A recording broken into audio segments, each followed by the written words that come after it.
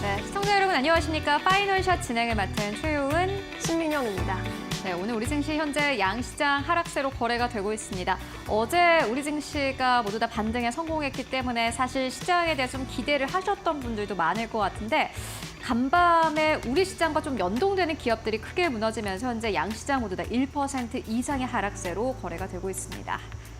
네, 지금 SK하이닉스가 19만 원 선이 무너졌고요. 삼성전자도 8만 원 선을 위협받고 있습니다.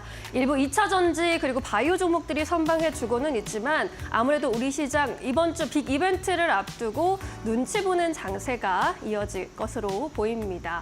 이번 주에 실적 발표도 계속 이어지고 있어서 실적 이슈에 따라 그리고 테마별 이슈에 따라서 종목별, 테마별 장세가 펼쳐지고 있는데요. 어떤 종목들은 어닝 쇼크가 나와서 떨어지고 어떤 종목들은 실적이 잘 나왔는데도 또 두들겨 맞기도 하고 그래서 여간 실적에 따라서 주가 박자 맞추기가 쉽지 않으실 것 같습니다. 이럴 때일수록 펀더멘털에 집중하는 전략을 좀 가져가 보시는 게 어떨까라는 생각이 드는데요. 오늘 시장이 보내주고 있는 첫 번째 시그널 먼저 최윤 앵커와 함께 확인해 보시죠.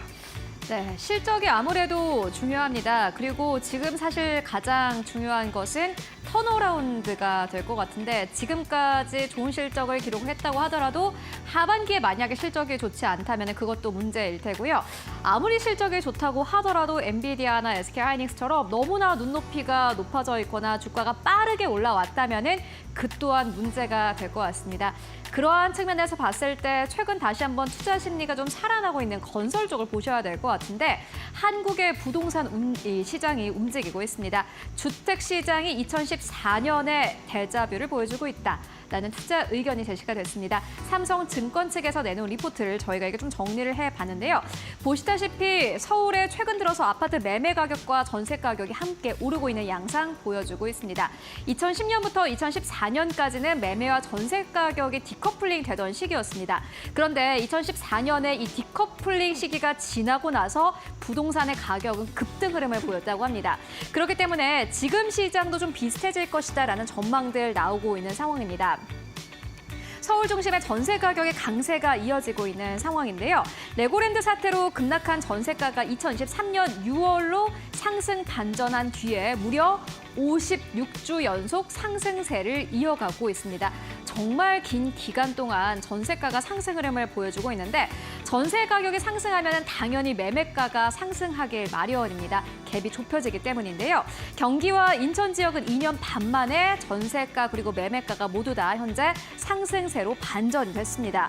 1,500조 원에 이르는 전세 시장은 사실상 주택 가격의 선행지표 역할을 하는데 그렇기 때문에 지금 전세 가격이 많이 올랐고 하반기에 주택 가격이 강세 흐름을 보일 것이다라는 전망이 현재 압도적으로 나오고 있습니다. 거기에 더불어서요. 보시다시피 빌라의 가격이 최근 들어서 급감하고 있는 것을 확인할 수 있습니다. 최근에 전세 사기 등으로 인해서 아파트의 전세가가 더 올라가고 있는 상황입니다. 빌라를 찾는 사람보다 아파트를 찾는 사람이 더 많기 때문입니다. 저축은행 사태가 있었던 2011년부터 2013년 아파트 매매가가 하락하면서 지속된 이후로 전세 가격 고공행진 흐름을 보였는데 그때와 지금의 흐름이 비슷하다라는 것을 확인할 수 있습니다. 전세와 매매 비율이 60% 도달하던 2014년 상반기부터 부동산은 상승세를 보였고요. 이러한 역사적인 데이터에 따라서 2024년 하반기에도 아파트의 매매가가 급등 흐름을 보일 것이다라는 전망 나오고 있습니다. 여기에 더불어서 아파트의 거래량도 최근 들어서 급등 흐름을 보이고 있고 여기에 더불어서 또 최근에 금리 인하에 대한 기대감이 나오기 때문에 이에 따른 아파트 가격의 상승을 우리는 이제는 기대를 해볼 수 있다라는 의견들 나오고 있습니다. 그렇기 때문에 최근에 건설주가 올라갔던 건데요. 그렇다면은 부동산 시장이 만약에 다시 한번 살아나게 되고 아파트 가격의 강세 흐름을 보인다면은 어떤 업종부터 움직이게 될까요? 함께 만나보시죠. 보시다시피 주택 시장이 회복을 하면은 가장 먼저 움직이는 쪽은 인테리어주입니다. 그 이후로는 증권사, 신탁사, 시멘트사의 주가가 상승 흐름을 보이고요.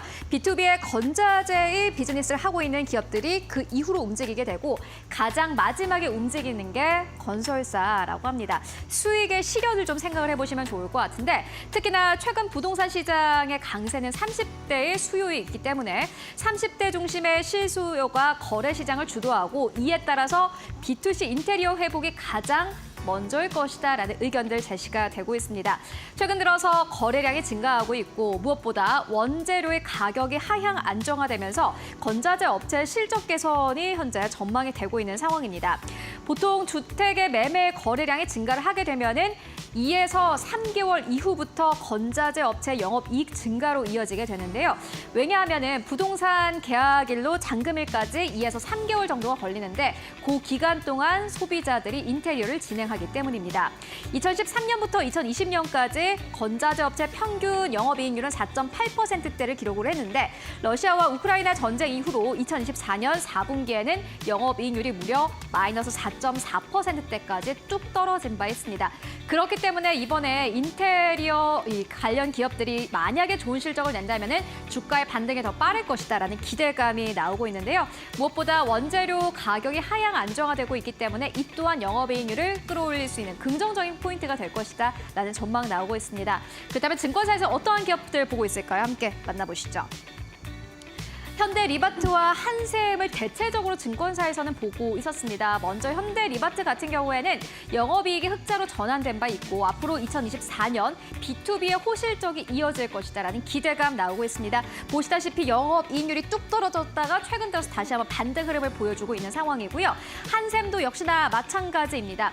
2분기 실적 자체는 약간 아쉽긴 했지만은 그래도 하반기로 갈수록 괜찮을 것이다라는 기대감 나오고 있습니다.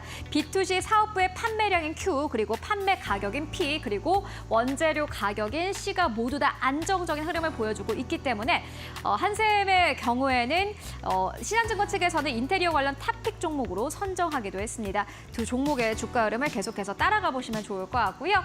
이어서 다음 시그널 신민영 앵커와 함께 만나보시죠. 네, 오늘의 두 번째 시그널은 밸류업 프로그램 관련 소식 준비해봤습니다. 지금 저번 주부터 이제 금융기업들을 중심으로 과감한 밸류업 추진 계획이 나오고 있습니다.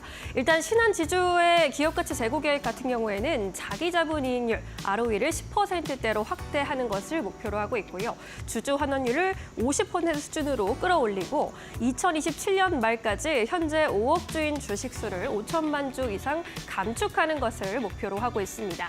우리 금융지주의 밸류업 계획도 공개가 됐는데 지속 가능한 자기자본이익률 10%와 보통주의 자본 비율을 13%로 달성하고 총 주주 환원율을 50%까지 끌어올리겠다라는 중장기 지표를 제시했습니다. 지금 그동안 항상 지적받아 왔던 성과급 잔치 대신에 그래도 주주 환원 잔치를 해보겠다라는 뜻으로 읽히고 있습니다. 이러한 의지를 드러내면서 신한지주 같은 경우에는 어제 장중에 52주 신고가를 다시 썼고요. 장중에 잠깐이지만 시가총액 10위권으로 올라오기도 했습니다.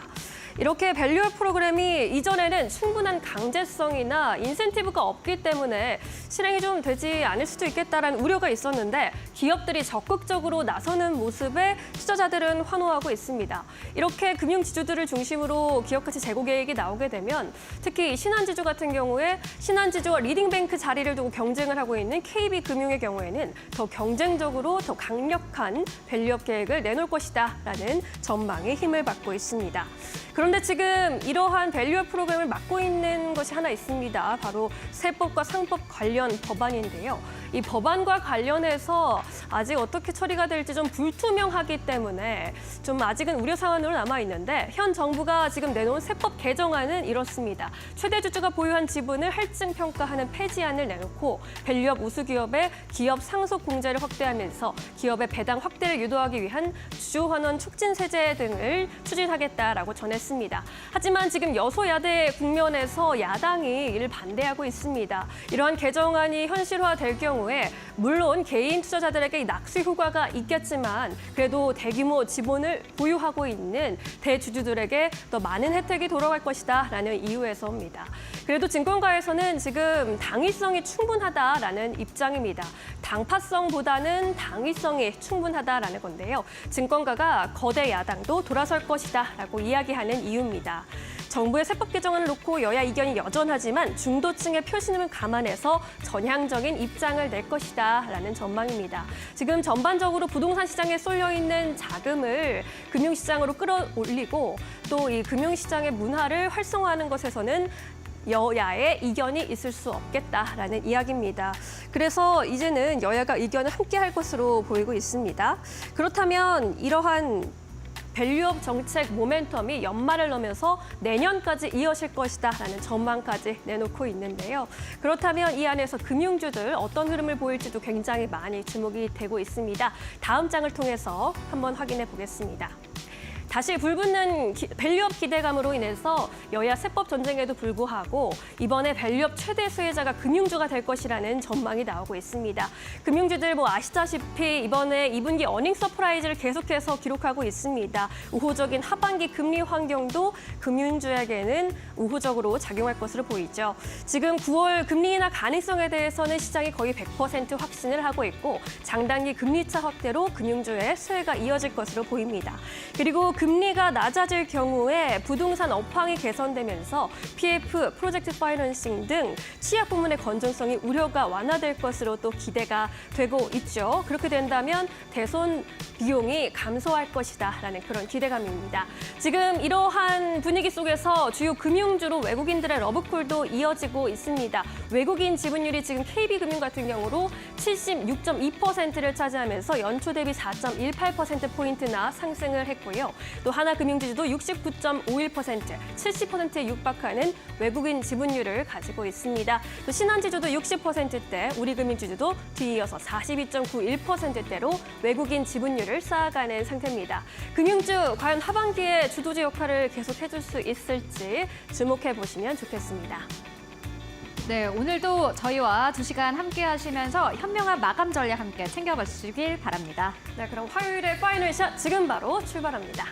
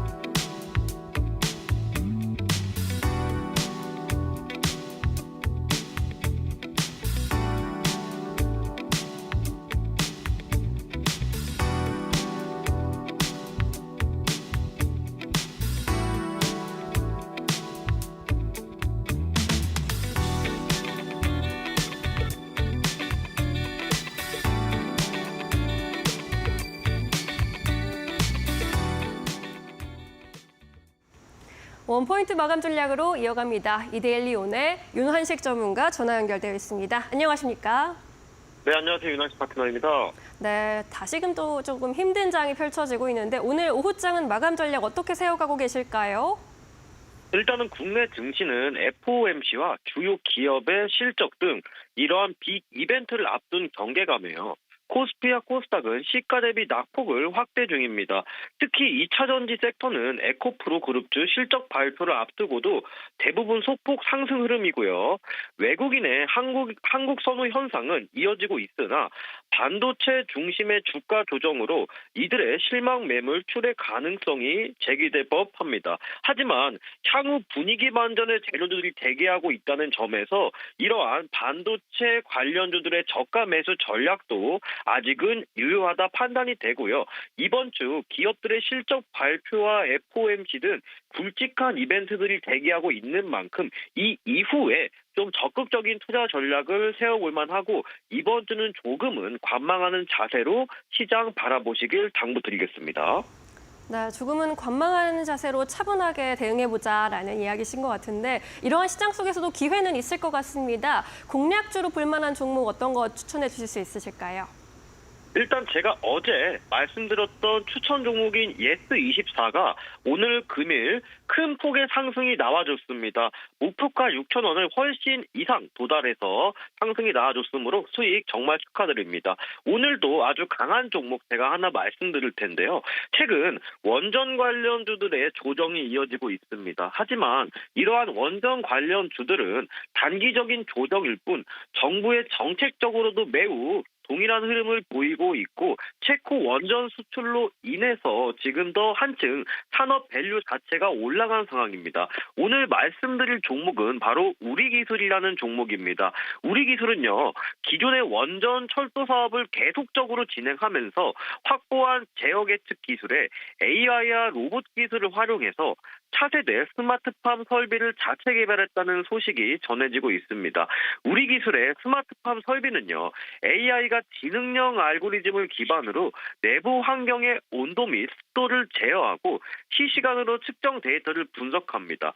우리 기술은 2022년 국책 과제를 통해서 자체 스마트팜 설비를 개발한 후에 최근 설비 고도화도 진행 중이며 원전 자체의 이슈도 아직 살아있는데 반해 전반적인 원전주들의 과대 납폭 상태이니만큼 매력적인 자리라고 판단이 됩니다. 자, 매수가는요, 2,250원부터 2,400원 사이에 비중 10%로 분할로 공략해 보시고요. 손절가는 2,200원 이탈 시, 목표가는 2,500원 이상 도달 시 분할 매도를 드리겠습니다. 이상입니다. 네, 오늘 알려주신 우리 기술도 높은 상승률 기대해 보도록 하겠습니다. 오늘 말씀 여기까지 드릴게요. 고맙습니다. 네, 감사합니다. 네, 이어서 외국인과 기관의 수급 상황 확인해 보도록 하겠습니다. 최윤 앵커 기다리고 있습니다. 네, 먼저 오늘 외국인 투자자들이 코스피 내에서 사고 있는 기업들입니다. 보시다시피 삼성바이오로직스를 오늘 시장에서도 가장 많이 담고 있습니다. 삼성바이오로직스에 대한 외국인들의 이 매수세가 최근 들어서 계속해서 강력해지고 있는 상황입니다. 그리고 외국인들의 스탠스 변화가 한 가지 있는데 외국인들이 오늘 시장에서는 SK하이닉스는 팔고 있지만은 한미반도체는 담고 있습니다. 왜 이렇게 스탠스의 변화가 있는지를 확인해 보시면 좋을 것 같고 두 번째로는 한국항공우주 오늘 올라와 있습니다. 특히나 우주 섹터가 오늘 시장 전체 지수 대비해서 아웃퍼폼입니다. 그리고 네 번째로는 기아, 다섯 번째로는 하나금융지수 올라와 있습니다. 그리고 두 번째로는 매도하는 기업들 가운데 한화 에어로스페이스 올라와 있고요. 세 번째로는 우선주, 네 번째로는 우리금융지주, 다섯 번째로는 한화시스템 올라와 있습니다. 코스닥 안에서의 수급 흐름 함께 만나보시죠. 네, 오늘 코스닥 안에서는 외국인 투자자들의 에코프로 BM을 가장 많이 매수하고 있습니다. 두 번째로는 JYP 엔터, 세 번째로는 HLB, 네 번째로는 YG 엔터테인먼트 올라와 있는데 오늘 시장에서 외국인 투자자들의 엔터주를 두 가지나 담고 있습니다. 다섯 번째로 에코프로 올라와 있고요. 2차전지가 오늘 시장에서 강력한 흐름을 나타내고 있는데 외국인들의 매수세도 들어오는 모습 함께 확인이 되고 있습니다. 매도하는 기업들 살펴보면 가장 첫 번째로는 알테오젠 올라와 있고요. 두 번째로는 대주전자재 올라와 있습니다. 세 번째로는 삼천당제약, 그리고 네 번째로는 실리콘투, 다섯 번째로는 바이넥스 현재 매도하면서 전체적으로 물량 좀 덜어가고 있는 모습 확인되고 있고요. 이어서 기관 투자자들은 오늘 코스피 시장 내에서 어떠한 기업을 사고 팔고 있을까요? 함께 만나보시죠. 네, 오늘 기관 투자자들은 한화 에어로스페이스를 가장 많이 매수하는 반면에 기관 투자자들 삼성전자를 가장 많이 매도합니다. 어제와는 완전히 스탠스가 바뀌었습니다. 사실 어제 가장 많이 매수했던 기업들이 이 기업들이었습니다. 삼성전자, SK하이닉스, KB금융 그리고 기아 등을 어제 시장에서 사들였는데 오늘은 바로 매도하는 흐름 나와주고 있고요. 두 번째로 이 기관 투자자들은 오늘 한국항공우주를 가장 많이 담고 있습니다. 외국인과 기관의 쌍끌이 매수가 나오고 있고요. 세 번째로는 BNK금융지주, 네 번째로는 LG에너지솔루션, 다섯 번째로는 한화시스템 올라와 있습니다. 이어서 코스닥 내에서 기관 수급 함께 만나보시죠. 네, 오늘 기관 투자자들도 역시나 마찬가지로 에코프로 BM을 가장 많이 담습니다. 좀 다른 부분은 대주전자 재료가 될 것 같은데 오늘 외국인 투자자들은 코스닥 내에서 대주전자를 가장 많이 매도하는 기업들 가운데 한 가지로 이름을 올리고 있지만은 기관 투자자들 오히려 매수세를 나타내고 있고요. 네 번째로는 자람 테크놀로지, 그리고 다섯 번째로는 강력한 리가켄 바이오를 오늘 시장에서 담고 있습니다. 매도하는 기업들 살펴보면은 테크윙을 가장 많이 매도하고 있고요. 두 번째로는 리노공업, 세 번째로는 우리기술투자, 네 번째로는 유진테크, 다섯 번째로는 갤럭시와 머니트리 올라와 있는데 어제와 오늘에 이어서 기관 투자자들의 암호화폐주를 계속해서 매도하는 흐름 나타내고 있습니다. 지금까지 수급 상황 함께 살펴보고 왔습니다. 네, 외국인과 기관 수급 돌아보고 오셨습니다. 수급 특징주 조금 더 자세히 알아보도록 하죠. 이데일리 스페셜리스트 신일섭 전문위원 함께합니다. 어서 오세요. 네, 안녕하세요. 네, 오늘 세 가지 종목 살펴볼 텐데 첫 번째 종목 신신제약 들고 오셨어요. 지금 20% 가까이 급등하고 있는데 네. 어떤 기대감인가요? 약간은 좀 그 순환매성 흐름이 있기 때문에 주의를 기울여야 된다는 거 먼저 말씀드리면서 신신제약은 신신파스로 유명하죠. 한 번씩 붙여보신 분들이 많으실 거예요. 일반 의약품이니까 그냥 의사 처방전 없이 약국에 가서 보통 살 수 있는, 그리고 아이가 있으신 분들이나 아니면 열이 많으신 분들은 이마에 붙이는 패치. 그러니까 뭔가 파스 패치, 뭔가 얘네는 붙이는 거에 대한 그런 어떤 기능성 능력이 있다는 것을 이 제품에서 느낄 수가 있겠죠. 붙이는 제품에 일가견이 있습니다. 네. 붙이는 제품으로 뭔가 피부에 약물을 전달해서 통증을 완화시키거나 아니면은 뭐 독을 뭐 빼주거나 뭐 이런 거죠. 그러니까 경피 흡수. 뭐 쉽게 말하면은 그냥 그 피부로 흡수되는, 예를 들어 뭐 우리가 뭐를 잘못 마셨어요. 그 음료수를 잘못 마셔서 약간 뭐 유통기한이 지났다거나 네. 약간 독이 조금 있는 걸 마셨습니다. 그러면은 몸으로 빼내려면은 그 밖으로 나오려면 이제 그 방광으로 배출되잖아요. 네. 요로 배출되거나 아니면은 큰 걸로 배출이 되잖아요. 근데 피부로 흡수되는 것은 사실 빠져나가기 힘듭니다.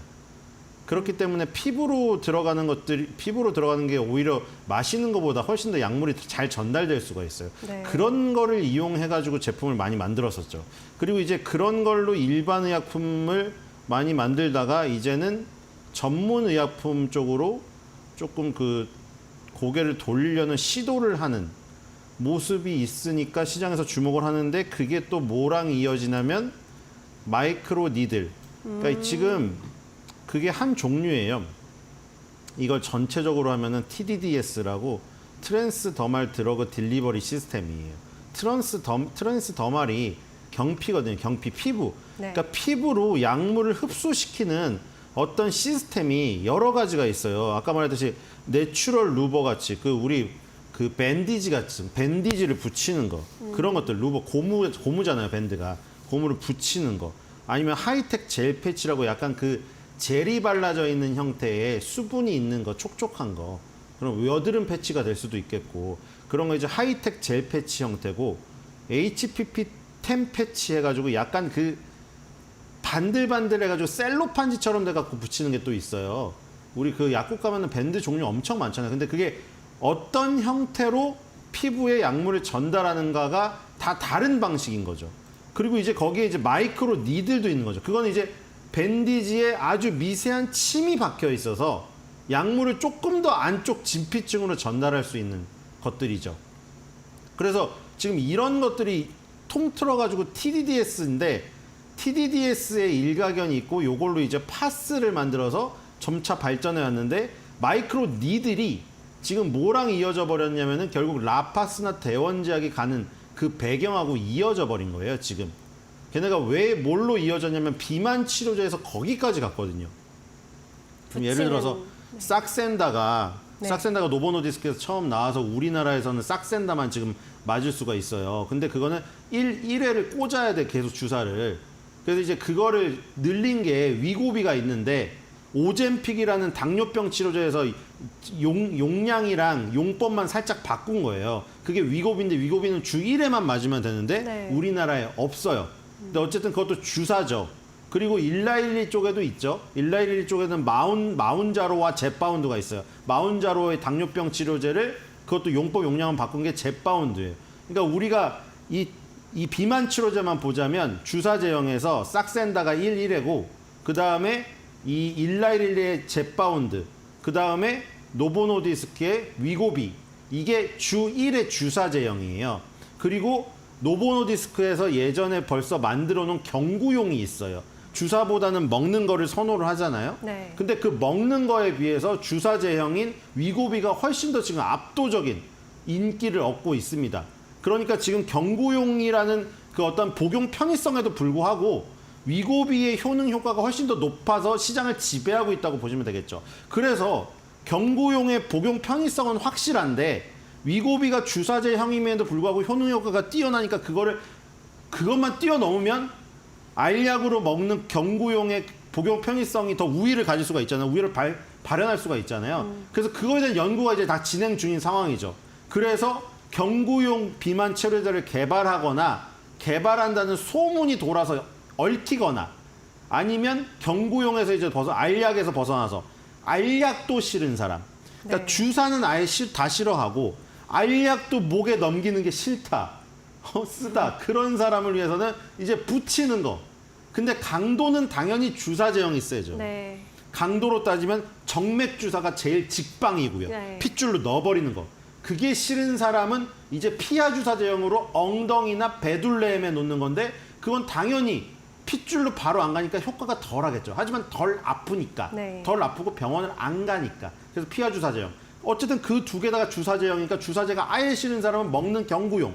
근데 먹는 것도 싫은 사람은 붙이는 형. 근데 뒤로 갈수록 아픈 건 덜하고 편의성은 좋지만 효과가 떨어지는 거죠. 네. 효과를 높이면 높일수록 이제 그 복용 편의성 아니면 그 붙이는 뭐 어떤 이 편의성이 올라가는 거죠. 편의성의 가치가 올라가게 되는 거죠. 그래서 라파스나 대원제약은 마이크로 니들을 이용한 패치형 요 기술을 갖고 있으니까 비만 치료제가 지금은 주사 제형이 유효비가 압도적이지만 예를 들어 경구용이나 패치형이 어느 정도 효능 효과를 올렸을 때 비만 치료제 쪽에서 포지션을 갖고 갈 수 있겠구나 하는 기대감. 이것 때문에 지금 다 움직이고 있는 거예요. 근데 명심해야 될 거는 이게 뭐 아예 그냥 사람 대상으로 하는 임상도 안 들어가서 비임상이라고 불리는 전임상으로 불리는 우리 생쥐나 햄스터나 원숭이한테 하고 있거나 네. 아니면 인간한테 하고 있더라도 임상 일상 완전 초기 단계인 경우가 많다는 거죠. 그걸 유의해야 할 것이고 신신제약도 그래서 이 TDSD 기술 중에서 마이크로 니들 기술이 있어서 얘도 약간 얽힌 거죠. 얽혀서 조금 더 간 경향이 있다. 근데 만약에 마이크로 니들 그 패치형 비만 치료제 쪽으로 얽혀서 간 부분이 너무 과도하다고 생각이 되면 완전히 100% 그걸로만 간 건 아니라는 것도 있어요. 아까 말한 대로 파스에 주력을 하고 특히나 캄보디아 같은 후진국에 주로 파스를 팔고 있거든요. 거기는 뭐 되게 열악하니까요. 캄보디아 같은 경우가. 그래서 거기서 파스 일반 의약품을 팔다가 아까 말한 대로 전문 의약품 쪽으로 조금 변하는 모습이 보이니까 이 회사를 그동안 평가했던 게 일반 의약품 회사로 평가를 하고 있다가 전문 의약품으로 좀 발전될 가능성을 보고 움직이는 것도 일부 있다. 이렇게 보시면 되겠네요. 네. 그러니까 마이크로 니들 기술을 이용해서 뭐 비만약이나 탈모 치료제를 개발할 것이다 라는 것은 약간 좀 더 먼 미래에 다가오지 않은 것을 땡긴 감이 있고 그렇죠? 네. 그것보다 아예 그래도 아예 갈 수 있는 모멘텀이 아예 없느냐 하면 아까 말한 그 모멘텀은 있다는 거죠. 일반 의약품 회사에서 전문 의약품 회사로 발돋움하는 어떤 행동이 보이니까 네. 그거에 대한 점수를 준 건 있다. 근데 지금 플러스 알파 점수가 많이 붙어 있기 때문에 그거는 비만 치료제 패치형 거기에서 아마 플러스 알파가 붙어 있다. 네, 신신제약 뭐 붙이기만 하고 하면은 뭐 탈모가 치료되고 또 비만 치료되면 얼마나 그럼 좋겠습니까? 다 하죠. 네, 아직은 당연히. 좀 먼 기대감으로 봐야 주사를 된다. 누가 좋아하시겠어요? 주사 네, 안 좋아하시죠? 주사 무섭죠. 당연하죠. 붙여서 네. 해결되는 거면 다 붙여서 하죠. 네, 하지만 아직은 조금 먼 기대감이다라고 보셔야 할 것 같습니다. 신신제약 함께 살펴봤고 두 번째 종목 넘어갈게요. 코스텍시스입니다. 반도체 소재 부품을 제조하고 판매하는 회사인데 오늘 시장에는 어떤 이슈로 받고 있나요? 네, 이건 전력 반도체에 관련된 겁니다. 그러니까 반도체인데 우리가 이제 가장 지금 포커싱이 맞춰진 거는 무슨 반도체인가요? 엔비디아가 엄청나게 큰 데이터 센터에 인공지능 챗 GPT 같은 애들이 데이터 센터에서 데이터를 학습하는데 너무 그 능력치가 높은 컴퓨터가 필요하니까 완전 초고성능 GPU를 거기다 주고 혹은 GPU, CPU 같이 다 합쳐진 슈퍼칩을 제공하는 이 가장 최첨단 반도체에 포커싱이 맞춰져 있죠. 근데 그 최첨단 반도체는 이제 막 TSMC나 삼성전자의 무슨 2나노, 1나노에서 ASML의 최신 차세대 EUV 노광 장비 갖고 만들어야 되는 것이고 전력 반도체는 그것보다 조금 떨어지거나 레거시 반도체, 구형 반도체라고 하죠. 네. 28나노, 30나노 뭐 여기서 만들어요. 그러니까 그 나노라는 게 선의 폭이잖아요. 숫자가 좁을수록 회로의 선폭이 줄어드는 건데 얘는 조금 더 떨어지는 반도체입니다. 근데 요즘에 이게 왜 뜨느냐? 전기 자동차, 그 다음에 이 태양광 풍력 발전을 해서 에너지를 담아놓는 초대형 2차 전지인 ESS, 이런 것들이 부각이 되면서 여기에도 반도체가 있을 거 아닙니까? 네. 여기에 반도체는 아까 전에 데이터 센터에 들어가던 엔비디아의 최고의 무슨 H100, H200만큼 똑똑하진 않지만 똑똑해지고 있어요, 예전보다. 그래서 이 전력 반도체도 예전보다 열이 많아집니다. 왜냐하면 데이터 센터 얘기 들으요, 액침 냉각 얘기 많이 나오잖아요. 그게 왜 나왔죠? 챗 GPT가 너무 열심히 똑똑한 자료들만 학습하다 보니까 데이터 센터에 있는 컴퓨터가 열이 너무 많아가지고 폭발 지경인 거예요. 폭발 일보 직전인 거예요. 그래서 이제 그걸 바닷물에 통째로 담그거나 액침 냉각류에 담가버리자, 이런 얘기까지 나오고 있는 거죠. 예전에 공랭식 공기로만은 안 되니까. 여기도 마찬가지예요. 차량용 반도체가 인공지능 데이터 센터에 있는 반도체보다는 덜 똑똑하지만 점점 똑똑해지다 보니까 똑똑해지면 열이 많아져요. 제가 열이 많은데 저 똑똑한가? 열이 많아져요. 네. 열이 많으면 큰일 나잖아요. 애기들 있으신 분들 아시잖아요. 애기 열 매일 재잖아요. 맨날 맞아요. 몇 시간마다 한 번씩 열 올라가면 큰일 나니까. 기계도 폭발하죠. 기계도 똑같아요. 열 올라가면 큰일 나요. 그렇기 때문에 점점 더 똑똑해지니까 열을 식혀야 된다. 그게 뭐냐면 방열 제품입니다. 그러니까 반도체에 저기 칩이 있을 거고 밑에 기판이 있잖아요. 우리도 HBM, SK 하이닉스가 만들고 이스페타시스가 기판 판때기 만들죠. 네. 근데 그 판때기랑 칩 사이에 그 공간에다가 방열 시트를 깔아가지고 열을 빼줘야 되는 상황이 발생되고 있는 거죠. 그러니까 전력 반도체란 거는 인공지능 반도체보다는 조금 덜 떨어졌지만 레거시 반도체지만 앞으로는 점점 더 똑똑해지고 있다. 전기차가 앞으로 똑똑해지고 자율주행이 들어오니까. 네. 그래서 거기에 이 지금 방열 스페이스를 납품을 하는데 어디다 납품을 했느냐? 온 세미컨덕터. 그러니까 지금 우리가 보는 그 최첨단 반도체 씬에서는 엔비디아, 애플, TSMC 이런 것들이 나오죠. 이 차량용 반도체, 전력 반도체 시장에서는 주인공이 달라요. 일본의 르네사스, 네덜란드 NXP, 독일의 인피니언, 이런 회사들이 주름을 잡고 있습니다.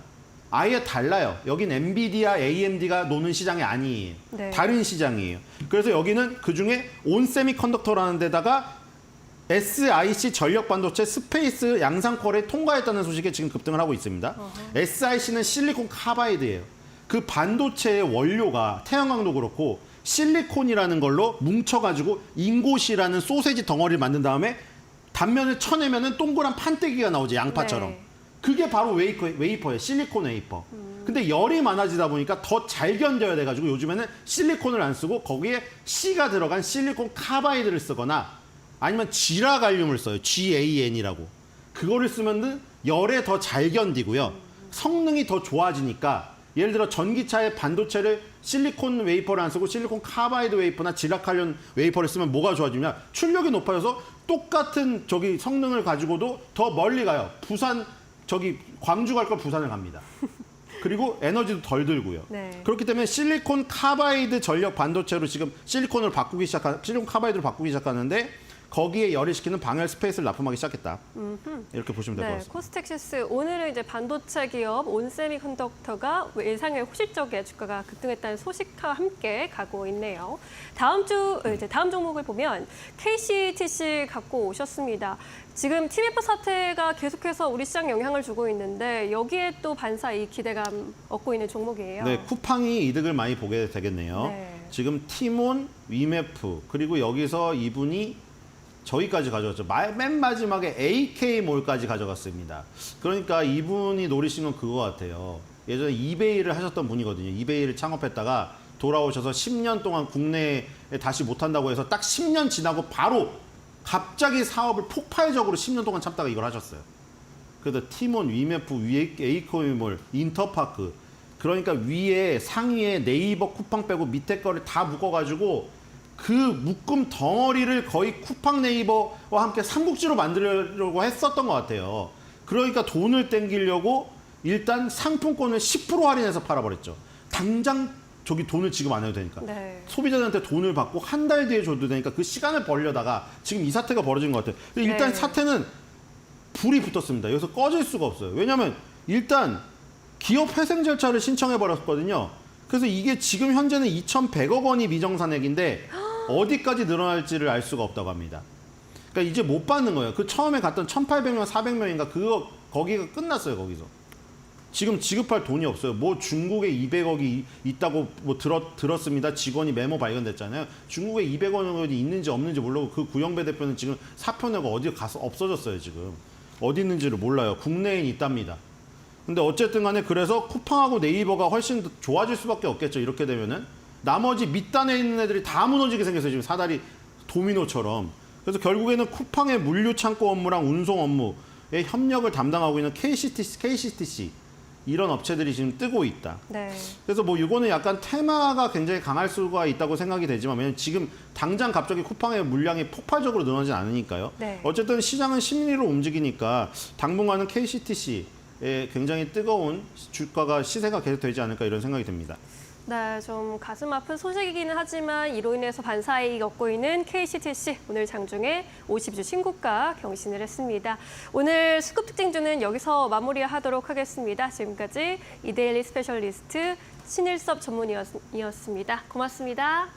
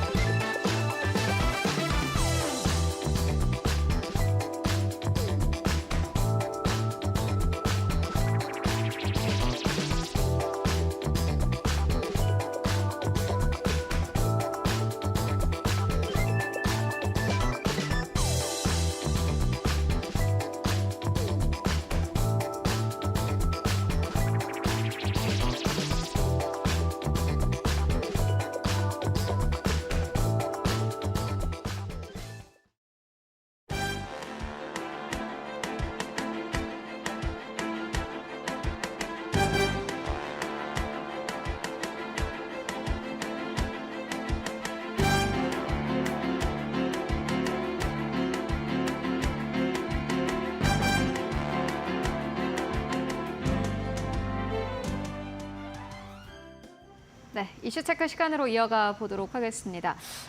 오늘도 반도체 IT 쪽에 투자 심리는 그리 좋지 않습니다. 이게 어느 정도까지 조정이 갈지 아니면은 이제 완전 하락세로 접어든 건지 앞으로 반등이 나올지 아마 많은 분들이 궁금해하고 계실 것 같은데요. 오늘 이러한 부분들 함께 심도 깊게 이야기 나눠보도록 하겠습니다.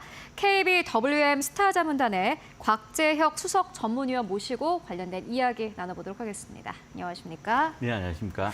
네, 최근에 참 반도체랑 IT 쪽이 좋지 않았는데 맞습니다. 그때 딱 맞춰서 이렇게 나와주셔서 감사합니다. 네, 오늘 또 아무래도 이 이야기를 좀 해봐야 될 것 같은데 최근에 기술주가 이렇게 조정을 받은 이유라든지 배경 어떻게 예. 보고 계십니까? 일단은 그 화면 한번 보시면은요, 그 7월 하순 들어서 사실 보면 2년 동안 되게 기술주들이 강한 상승을 나타내다가 네. 딱 그 시점에 맞춰서 지금 상당히 급하게 조정을 받았잖아요. 네. 뭐 조정 이유는 여러 가지가 있긴 있는데 네. 일단은 가장 큰 부분은 저희가 볼 때 이제 그동안 워낙 오랫동안 상승해왔던 어떤 상승 피로감의 누적. 네. 근데 여기에 대한 어떤 그 구실들이 몇 가지가 있었던 것 같아요. 뭐 첫 번째로는 이제 뭐 갑자기 트럼프가 이렇게 지지율이 올라가면서 그죠. 네. 관세 정책으로 결국은 이제 뭐 여러 가지 그 무역 장벽들을 쌓겠다. 네. 결국 기존에 잘 나가던 반도체 업체들의 어떤 그 이제 대외 수출량들 뭐 이런 데 대한 어떤 충격들도 네. 하나의 구실이 됐던 것 같고 네. 또 한동안 이제 엔고 현상이 되게 좀 심하게 나타나지 그죠. 않았어요. 예. 엔저 현상이 심하게 나타났는데 갑자기 이제 또 트럼프가 또 지지율 올라가면서 엔저가 엔고로 좀 바뀌었죠. 뭐 그러다 보니까 최근에는 뭐 엔캐리 트레이드 자금이 일부 좀 빠져나갔다고 이런 그죠. 얘기도 있었고요. 뭐 이런 여러 가지 이슈들이 있었던 것 같은데 일단 지금 화면에서 보시면은 그 7월 10일 날에 이제 저 정점을 찍고 거의 보면 나스닥 100이 한 8%까지 빠졌고요. 네. 그다음 이제 필라델피아 반도체 지수도 거의 한 13% 정도 빠졌단 말이에요. 그 사이에 있었던 일들이 보면은 이제 7월 12일 날 그 테슬라가 로보택시 출시를 8월 달에 하겠다 그랬는데 이제 갑자기 또 10월 달로 그죠. 이제 실적 발표 날 연기시켰죠. 그렇게 맞습니다. 얘기했죠. 네. 그리고 또 뭐 20일 날 갑자기 또 트럼프가 대선 후보 이제 그 수락 연설을 하는 중에 중국으로 이제 죄송합니다. 그 중국에서 이제 멕시코를 우회해가지고 이렇게 네. 그 자동차들을 갖다 이렇게 교육이 되는 것들을 갖다 막고 이제는 자체적으로 이제 공장을 갖다가 짓고 여기서 이제 소화를 시키겠다 뭐 이런 얘기들 나오면서 네. 전기차 대표업체는 테슬라 또 바로 마이너스 4% 빠지고 거의 그죠. 테슬라의 네. 순환 시대였던 것 같아요. 그리고 뭐 아시다시피 7월 24일 날에는 거의 한 12.34% 정도 마이너스 큰 폭의 하락이 있었고 그러다 보니까 지금 화면에서처럼 7월 24일 날 하루에만 일일 변동폭이 나스닥 100이 3.5%, 그다음 필라델피아 반도체 지수는 거의 5% 정도가 빠져버렸거든요. 그러니까요. 근데 실제로 지금 이런 일들이 있었는데 과연 그러면 주식 가치의 본질이 훼손돼 있냐? 좀 이런 부분들은 저희가 좀 살펴봐야 될 것 같아요. 지금 제가 화면을 하나 다시 한번 보여드리고자 하는데 최근 2년간 그 기술주 대표 지수들의 어떤 흐름입니다. 보시면은 사실 기존에 그 기술주 대표 지수들의 흐름을 보게 되면은 네. 최근에 그 낙폭이 속도는 빠르지만은 사실 레벨로 보면은 그렇게 뭐 이례적인 수준은 아니거든요. 근데 너무 갑자기 내려와서 사실 맞습니다. 느끼기에는 좀 그러실 수도 있을 것 그렇죠. 같아요. 대신 이제 좀 긴 호흡에서 레벨 차원에서 봤을 때는 그렇게 큰 것만 아니었다.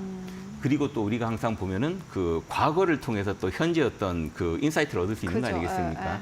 그런 차원에서 한번 자료를 보게 되면은 2023년 그 8월부터 한 10월 사이쯤에 보면은 갑자기 반도체 매출 실적에 대한 의구심들이 막 이렇게 시장에 쏟아지면서 시장이 한 마이너스 8% 정도 뒤로 후퇴할 거야. 뭐 이런 얘기들이 나오기 시작했죠.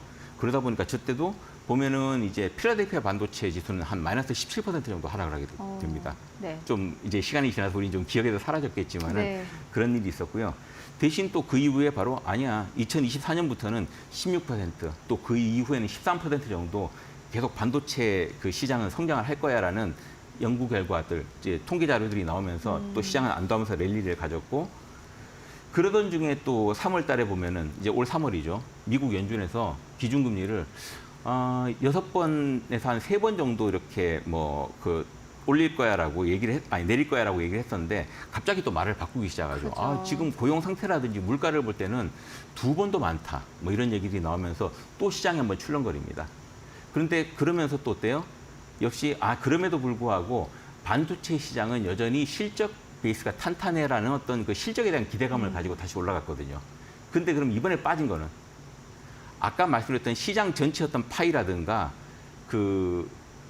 이제 기준 금리에 대한 그 의구심들은 어느 정도 지금 해소가 된 상태에서 지금은 실적에 대한 의구심으로 약간 투자자들의 눈이 그죠. 좀 넘어간 것 같긴 합니다. 그래서 사실 이런 부분들 때문에 이거는 좀 이전에 2번간 다른 게 아니야. 좀 이런 얘기들을 하시고 있는 것 같긴 해요. 제가 한번 여기에 대해서 좀 말씀을 좀 드리겠어. 또 다음 화면을 한번 좀 가지고 왔는데 보시면은 저게 이제 어떻게 보면 IT하고 반도체의 밸류 체인입니다. 네. 빅테크가 전방 산업이고 이제 IT하고 반도체가 후방 산업이라고 그렇죠. 보시면 될 것 네. 같아요. 그런데 이제 최근에 보시면은 그 빅테크 기업들이 2분기 실적이 아직 다 발표되지는 않았지만은 대표적으로 테슬라와 그다음 알파벳이 알파벳. 이번에 네. 이제 발표를 했었죠. 23일 날. 알파벳은 그런대로 선방을 했습니다. 선방을 했는데 테슬라의 그 주당 순이익이 좀 많이 떨어졌죠. 그 20% 정도 예상치를 좀 크게 하회를 하다 보니까 좀 약간 된소리를 맞았는데 그러면서 이제 또 컨퍼런스 콜에서 약간 그 일론 머스크가 좀 확답을 주지 못하는 그러니까 로보택시도 그렇고 또 그 이후에 우리가 그 사이버 그 로봇 옵티머스라는 그 휴머드 휴머 로봇 로봇, 있지 예. 않습니까? 이런 것들도 출시가 점점 이거 뒤로 미뤄질 수 있는 거 아니야? 명확한 가이던스를 못 주다 보니까 시장이 또 충격을 받고 더 큰 폭으로 빠져버렸고 이제 그러던 와중에서 실적이 멀쩡하게 잘 나오고 있는 이제 알파벳하고 엔비디아까지 덤으로 같이 이렇게 좀 밀리는 그런 결과를 낳지 않았나 싶습니다. 그래서 사실 뭐 이런 부분들은 어쨌거나 시장에 대한 어떤 의구심에 또 하나의 그 뒷 배경을 준 게 알파벳 같은 경우는 막상 그 재무제표 발표된 것들을 갖다 보니까 캐펙스 투자가 생각보다 많이 잡혔다는 거예요. 그렇죠. 그리고 지금 얘기 나오는 부분에서 이제 알파벳뿐만 아니고 아마존, 그다음 메타, 뭐 그리고 이제 또 뭐 예 그렇죠. 이제 그런 그 빅테크 기업들도 막상 뚜껑을 열고 보니까 캐펙스가 거의 한 33% 정도 다 증가할 것이다. 야, 그러면 이렇게까지 돈 들여가지고 과연 나중에 본전을 뽑을 수 있을 건가? 그죠. 여기에 대한 의심이 계속 지금 제기는 되고 있죠. 네. 아무래도 시장은 참 역사적으로 투자 심리가 참 예민했던 것 같습니다. 뭐 전반적인 여러 가지 실적에 대한 우려가 나오면 주가가 떨어졌다가 다시 한번 희망을 가지고 올라가고 또 실적에 대한 우려가 나오면서 떨어지고 그리고 그 와중에 또 여러 가지 리스크도 있었습니다. 정치적인 리스크도 있었고요. 실적에 대한 리스크가 있었습니다. 그러면은 일단 그래도 무엇보다 가장 중요한 것은 결국에는 숫자가 아닐까 하는 생각이 맞습니다. 들거든요. 뭐 실적 상황 어떻게 보십니까? 결국 이제 현재까지 애지지는 그런데 그럼 과연 전망이 어떨 거냐를 이제 우리는 놓고 봐야 되잖아요. 그죠. 이제 일각에서는 결국 AI가 지금 보면은 최근에 뭐 엔비디아에서 내놓은 신형 서버들을 보면은 한 2천억 불 정도의 어떤 그 비용을 투자를 앞으로 계속 해야 될 테고 그러면은 뭐 그에 뭐 한 두세 배의 어떤 그 성과를 AI를 통해서 내야 되는 건데 이게 과연 현실적으로 말이 되느냐 뭐 이런 얘기들을 많이 제기하고 있어요. 그런데 이렇게 봐야 될 것 같습니다. 물론 지금 그 AI 자체로 직접적인 수익을 내는 부분들은 사실 좀 미미하긴 하죠. 바로 이렇게 직접적으로 나오기는 힘들다. 맞습니다. 하지만은 사실 많은 빅테크 업체들이 보면은 원래 AI를 통한 어떤 그 직접적인 서비스보다는 기존의 광고 검색이라든지 그죠. 뭐 SNS, 예, 그렇죠. 그리고 뭐 전자상거래 이런 그 수익 모델에서 지금은 AI가 투입이 안 되는 데가 없거든요. 결국은 누가 더 AI 알고리즘을 탄탄하게 갖고 가느냐에 따라서 그죠. 이 과점 체계 지금 딱 보면 아마존, 메타, 뭐 알파벳 할 것이다 과점 체계로 있지 않습니까? 그죠. 여기서 뒤처지지 않기 위해서라도 결국은 경쟁적으로 지금 계속 이 시스템을 업그레이드할 수밖에 없는데 그러다 보니까 이런 부분들까지 감안을 하게 되면은 사실 이 시장성을 갖다가 단순히 우리가 지금 그 AI 자체의 어떤 그 직접적인 수익성만 놓고 보는 거는 좀 이건 아닌 것 같다는 거죠. 그래서 일단은 그런 차원에서 봤을 때는 앞으로 반도체나 IT 기업의 기업의 어떤 이익 전망들은 이제 더욱더 좋게 계속 흘러갈 것이라고 그렇죠. 저희는 보고 있고요. 지금 제가 화면 하나 가지고 왔는데 실제로 생성형 AI 시장 규모도 지금 빠르게 증가하고 있고 여기 보시다시피 AI 서버 출하량이 거의 보면 지금 연평균 성장률이 한 20%가 이제 훌쩍 넘어가는 지금 네. 수준으로 지금 나타나고 있습니다. 뭐 당장 지금 TSMC 같은 경우 보면은 이제 애리조나에서 이번에 공장을 신설하잖아요. 그거 감안하더라도 지금 2026년도 거까지 이미 다 부킹이 완료됐다. 예. 그 AI 반도체에 대해서 뭐 그런 얘기들이 나오고 있기 때문에 네. 뭐 이런 부분들은 사실 어떻게 보면 거스를 수 없는 대세 같아요, 이제. 예. 그리고 이제 또 하나 이슈가 있는데 지금 보게 되면은 이제 이런 AI향 수요 외에 그 기존의 그 디바이스들, 모바일 디바이스 같은 것도 우리 보면은 이걸 이제 교체를 하지 않습니까? 네. 그 교체 주기들이 보통 보면은 저렇게 이제 화면에서처럼 그 사이클을 가지고 움직이는데 그 사이클이 지금 이제 2024년, 2025년에 보면은 딱 그 맞아떨어진 시기가 됐다는 거죠. 그래서 이런 것들을 감안해서 보면 특히 이제 메모리 반도체들 아무래도 이제 그 좀 공급의 탄력도가 낮고 좀 사이클을 많이 타는 이제 메모리 반도체 같은 경우 작년에 안 좋았잖아요. 그죠.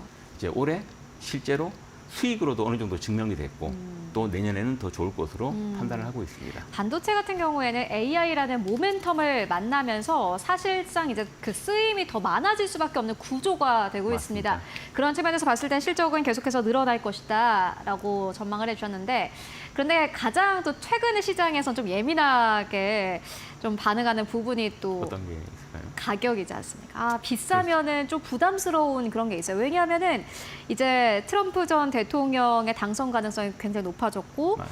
갑자기 또 해리스의 등장이 있었고 그리고 여기에 더불어서 아까 말씀해주셨던 뭐 엔캐리 트레이드 뭐 자금이 좀 빠져나갔고 이런 여러 가지들이 조금 겹치면서 가격이 비싼 것들에 대해서는 이건 좀 부담스러운데라고 생각하시는 분들도 많아요. 어떻게 보십니까? 맞습니다. 사실 뭐 최근 5년간의 그 반도체 시장에 대한 어떤 그 주가 상승률 흐름들을 한번 지금 도표로 보시면은 상당히 지금 꾸준한 성장을 해왔죠. 네. 상승을 해왔습니다. 2018년도하고 2020년도를 제외하고는 저렇게 좋을 수가 없을 그러니까요. 만큼 상승을 많이 해왔고요. 그러다 보니 지금 옆에 보시다시피 그 매그니피선트 7 주식하고 지금 그 S&P 500 그 주식의 그 PER 그 그림을 이렇게 좀 추이로 한번 그 나타내 본 차트가 있는데 보시면 어마무시하게 이 간격이 벌어져 있죠. 그러네요. 예.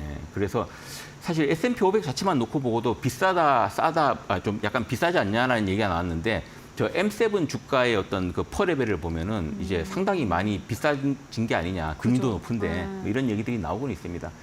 그렇긴 한데 결국은 저 모든 것들을 뒤집을 수 있는 게 이익의 성장률이거든요. 예. 항상 우리가 보면은 이제 가치주로 된 펄을 보지만은 이익의 성장률은 결국은 이익의 어떤 그 EPS의 연간 상승률을 갖다 그죠. 보게 되는데 네. 한번 그 최근의 자료들을 보시면은 이제 다음 화면을 보시게 되면은 지금 M7 주요 종목의 그 상대 비교표에서 저기 보시면 이제 EPS의 그 그로스 2024년부터 2026년까지의 그 그로스 자료들을 보게 되면은 네. 거의 다 두 자릿수를 이제 두 자릿수 중에서 지금 꽤 상단을 차지하는 저런 상승률을 그러네요. M7이 보이고 있거든요. 저 M7은 당연히 빅테크들이 이제 많이 포진해 있는 거고 엔비디아를 제외하면 결국 쟤들이 저렇게 좋은 성과를 갖다가 낸다는 얘기는 그 낙수 효과로 IT나 반도체 업종의 어떤 성과에도 당연히 좋은 영향을 줄 수밖에 없겠죠. 그래서 그 다음 화면을 보시면은 실제 엔비디아부터 뭐 ASML, 네. 뭐 그다음 뭐 마이크론, 네. 뭐 AMD, 뭐 브로드컴 모든 그 반도체 제조 기업들이 지금 보면은 EPS 그로스가 상당히 높게 나옵니다. 그러네요. 그래서 이제 우리가 보통 그 피터 린치라는 그 주식의 대가가 네. 이전에 이런 얘기를 했었어요. 우리는 주식을 볼 때 싸냐 안 싸냐 펄 한번 볼 게 아니고 실제 그 펄을 펄을 그 이익 성장률이라는 분모를 나눈 PEG라는 그 지표를 우리는 참조할 필요가 있다라고 얘기를 합니다. 그래서 그 PEG라는 그 지표를 가지고 한번 전체 그 업종별 밸류에이션을 한번 나눠봤습니다. 네. 당연히 분모가 이익 성장률이기 때문에 이익 성장률이 높으면은 같은 값이면 퍼가 높아도 이제 PEG는 떨어지는 효과가 있겠죠. 지금 보시면은 PEG로 계산했을 때 아까 그렇게 높게 보였던 반도체나 IT 업종이 어떻습니까? 확연히 낮아 보이죠. 그러네요. 그래서 지금은 저 이익 성장률에 대한 포션을 분명히 우리가 가지고 좀 균형 잡힌 시각으로 저 주가 흐름을 봐야 될 것 같아요. 아무래도 사실 이제 EPS 주당 순이익이 얼마나 증가하느냐 그 부분을 잘 봐야 될 텐데 지금 M7 기업 같은 경우에는 어쨌든 간에 이익을 잘 내고 있는 기업이고 성장이 가파르게 나오고 있는 기업이기 때문에 지금 주가 수준도 사실은 우리가 생각을 해봤을 때는 그리 비싼 게 아니다. 이렇게 좀 결론을 내볼 수 있을 것 같은데 그렇다면은 또 중요한 것이 앞으로 이제 금리와의 연동도 좀 생각을 외부 연중의 제일 큰 요인이죠, 사실. 예. 간단하게 말씀드리면은 어쨌건 한 5월, 6월 정도까지만 해도 금리를 안 내리는 게 아니냐 뭐 이런 얘기도 나올 정도였습니다. 네. 그만큼 이제 그 금리 인하에 대한 그 기대치가 많이 삭다 보니까 아까 그 모두에서처럼 갑자기 3월, 4월에 큰 조정이 한번 있기도 그죠. 했었죠. 그랬는데 확실히 6월 넘어서서 그 고용 보고서, 졸트라고 하는 그 미국의 고용 보고서가 네. 발표되면서 실업률이 실제 4%를 뚫고 올라가고 또 또 지난주에 발표됐죠. 이제 그 개인 소비 지출, PCE 지표가 딱 발표되고 나서부터는 분위기는 많이 꺾인 것 같아요. 지금은 이제 2번에서 한 3번까지도 바라볼 정도로 금리 인하에 대한 기대는 여전히 높기 때문에 유동성 환경은 아무래도 좀 더 유리하게 흘러가지 않나 싶습니다. 아무래도 금리 인하와 관련해서는 기술주에는 사실 뭐 크게 부담이 될 상황은 아니다라는 부분을 함께 짚고 왔습니다. 그리고 이제 또 가장 큰 리스크, 어떻게 보면 또 가장 큰 모멘텀이 될 수도 있을 것 같은데 2024년 미국의 대선이 남아 있습니다. 그렇죠.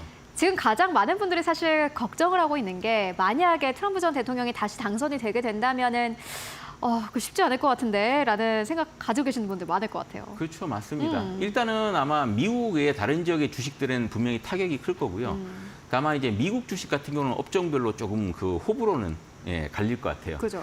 일단은 그 화면을 보시면은 뭐 트럼프 전 대통령의 분야별 주요 정책들을 한번 쭉 살펴보고 그 정책을 종합을 했을 때 예상되는 영향은 첫 번째로는 이제 미국의 대기업들은 분명히 감세 정책에 따른 혜택을 볼 것 같습니다. 근데 어쨌거나 교육에 대한 부분들 계속 관세 장벽 높이고 리쇼링을 이제 실시하면서 분명히 수출을 하는 그 기업들은 타격을 또 줄 수밖에 없는 거거든요. 수입도 타격을 받겠지만 양쪽으로 다 타격을 받을 수밖에 없는 거니까 그런 것들을 감안할 때 이제 부정적인 업종과 긍정적인 업종은 분명히 나눠지게 됩니다. 그러면 과연 IT 입장에서는 어떻게 봐야 될까라고 했을 때 제가 볼 때는 중립 아니면 중립보다는 약간 상향 정도로 저희는 보고 있어요. 왜냐하면은 분명한 거는 관세 장벽 그리고 그 어떤 그 무역 어떤 보호무역이라든지 이런 부분들은 타격을 줄 수 있긴 한데 제가 볼 때는 저 그 감세에 대한 부분들에 대한 이펙트는 또 분명히 있는 거거든요. 그죠. 그러다 보니까 지금 재밌는 표를 하나 가지고 왔는데 지금 화면을 보시면은 그 트럼프 1기 시즌 1 때 2017년부터 19년도까지의 그 업종별 이제 그 수익률을 한번 이렇게 그 차트로 지금 보여준 게 네. 있습니다. 저기 보시면은 IT가 꽤 높게 나타났죠. 그러네요. 예. 딱 보면 IT, 소비재 뭐 이런 것들, 그다음 금융. 금융. 다 보면 이제 뭐 규제 완화라든지 감세 혜택을 그죠. 받는 그런 예. 것들이라고 보시면 되겠습니다. 네, 트럼프 전 대통령이 당선이 되게 되면 지금까지 역사적으로 봤을 때는 IT 괜찮았다라는 뭐 중립 이상은 부분까지. 되겠다. 알겠습니다.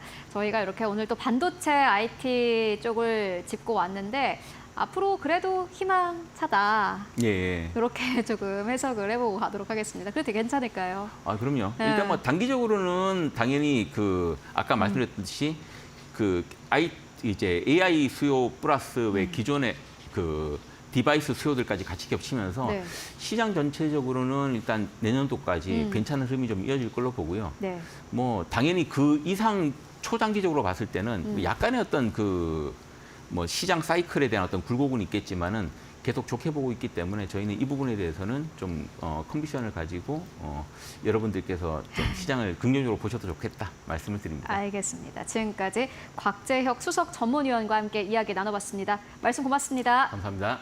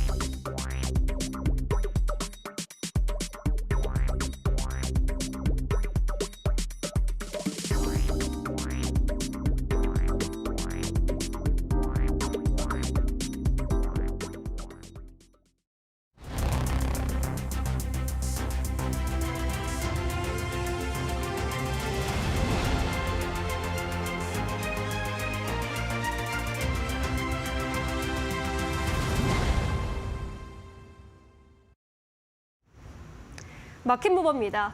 날씨가 정말 너무 덥습니다. 더워도 너무 덥습니다. 어떻게 작년보다 올해가 더 덥지? 이렇게 혹시 생각하고 계시다면 여러분의 그 예감이 맞습니다. 6월부터 날씨가 더 더워졌습니다. 서울에서 30도 이상 일수를 체크해봤는데 올해는 17일이 집계가 됐고 작년과 재작년에는 각각 6일이었습니다. 그러니까 거의 3배 이상 가까이 30도가 넘은 날들이 더 많은 겁니다.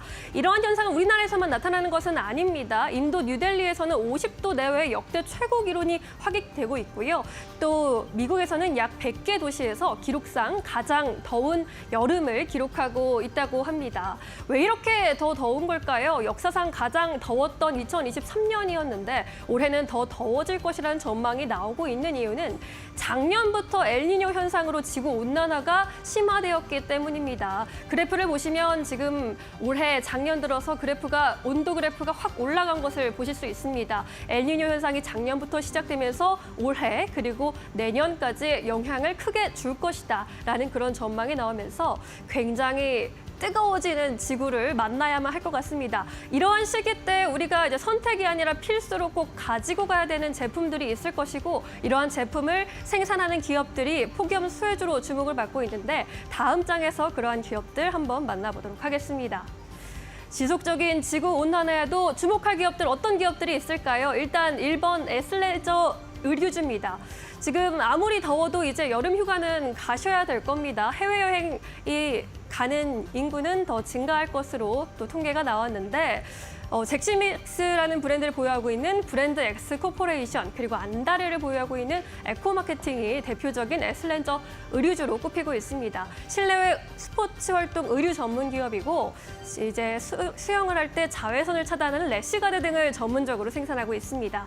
국내외 매출처를 확대하고 있고 아웃도어 의류 품목 확장도 진행하고 있어서 이제 에슬렌저 의류주는 대장주로 꼽히고 있는데 잭시미스 같은 경우에는 중국에서 특히나 인기가 많다고 합니다. 그래서 여자 아이돌의 중국인 모델 우기를 모델로 내세워서 활동을 하고 있고요. 중국에서 계속해서 매장 수가 늘어날 것으로 예상됨에 따라서 증권가에서는 실적 눈높이도 높이고 있는 상황입니다.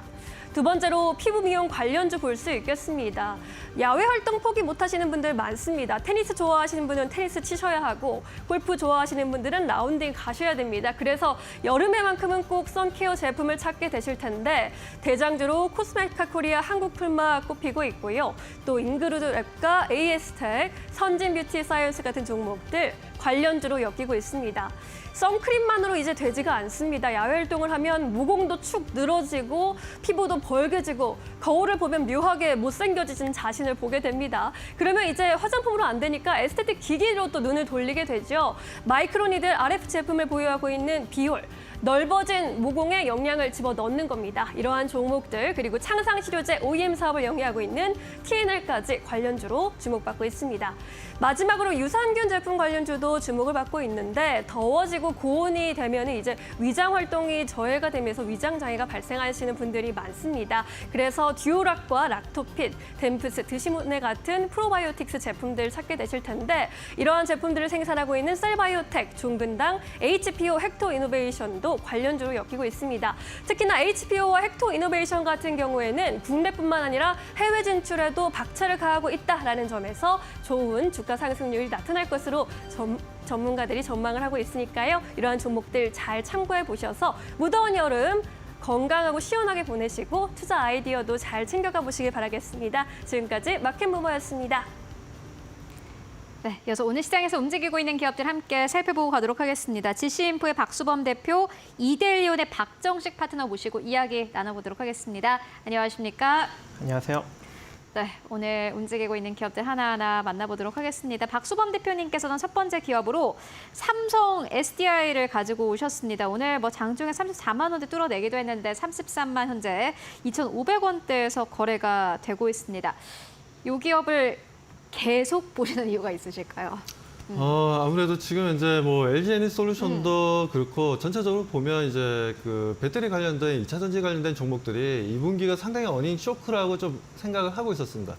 뭐 하지만 뭐 LG 에너지솔루션도 생각보다 좀 양호한 흐름들이었고요. 그리고 삼성 SDI 같은 경우에도 YOY상 이제 매출이 보면 이제 24% 정도 감소하고 그리고 영업이익에 있어서 38% 정도 감소했습니다.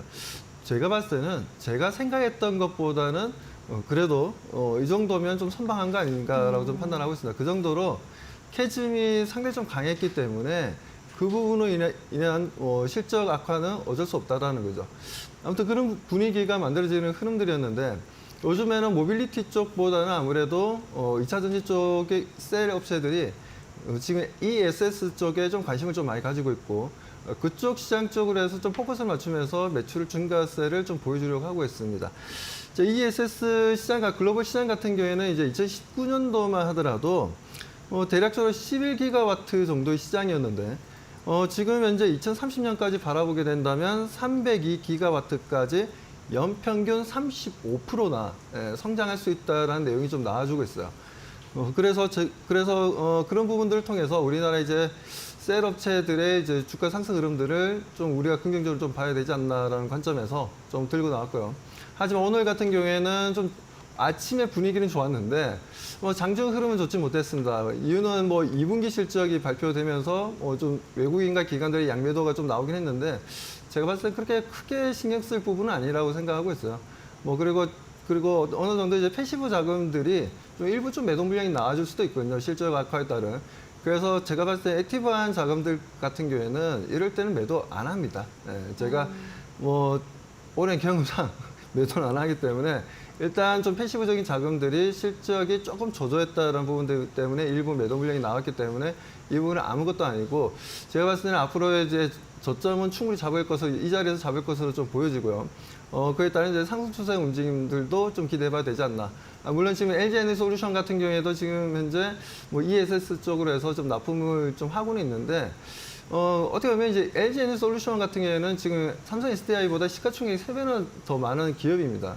그런데 문제는 뭐냐면 3원계 배터리 쪽을 통해서 ESS 쪽에서 일본 쪽에도 납품했다가 화재가 발생한 적도 있었고요.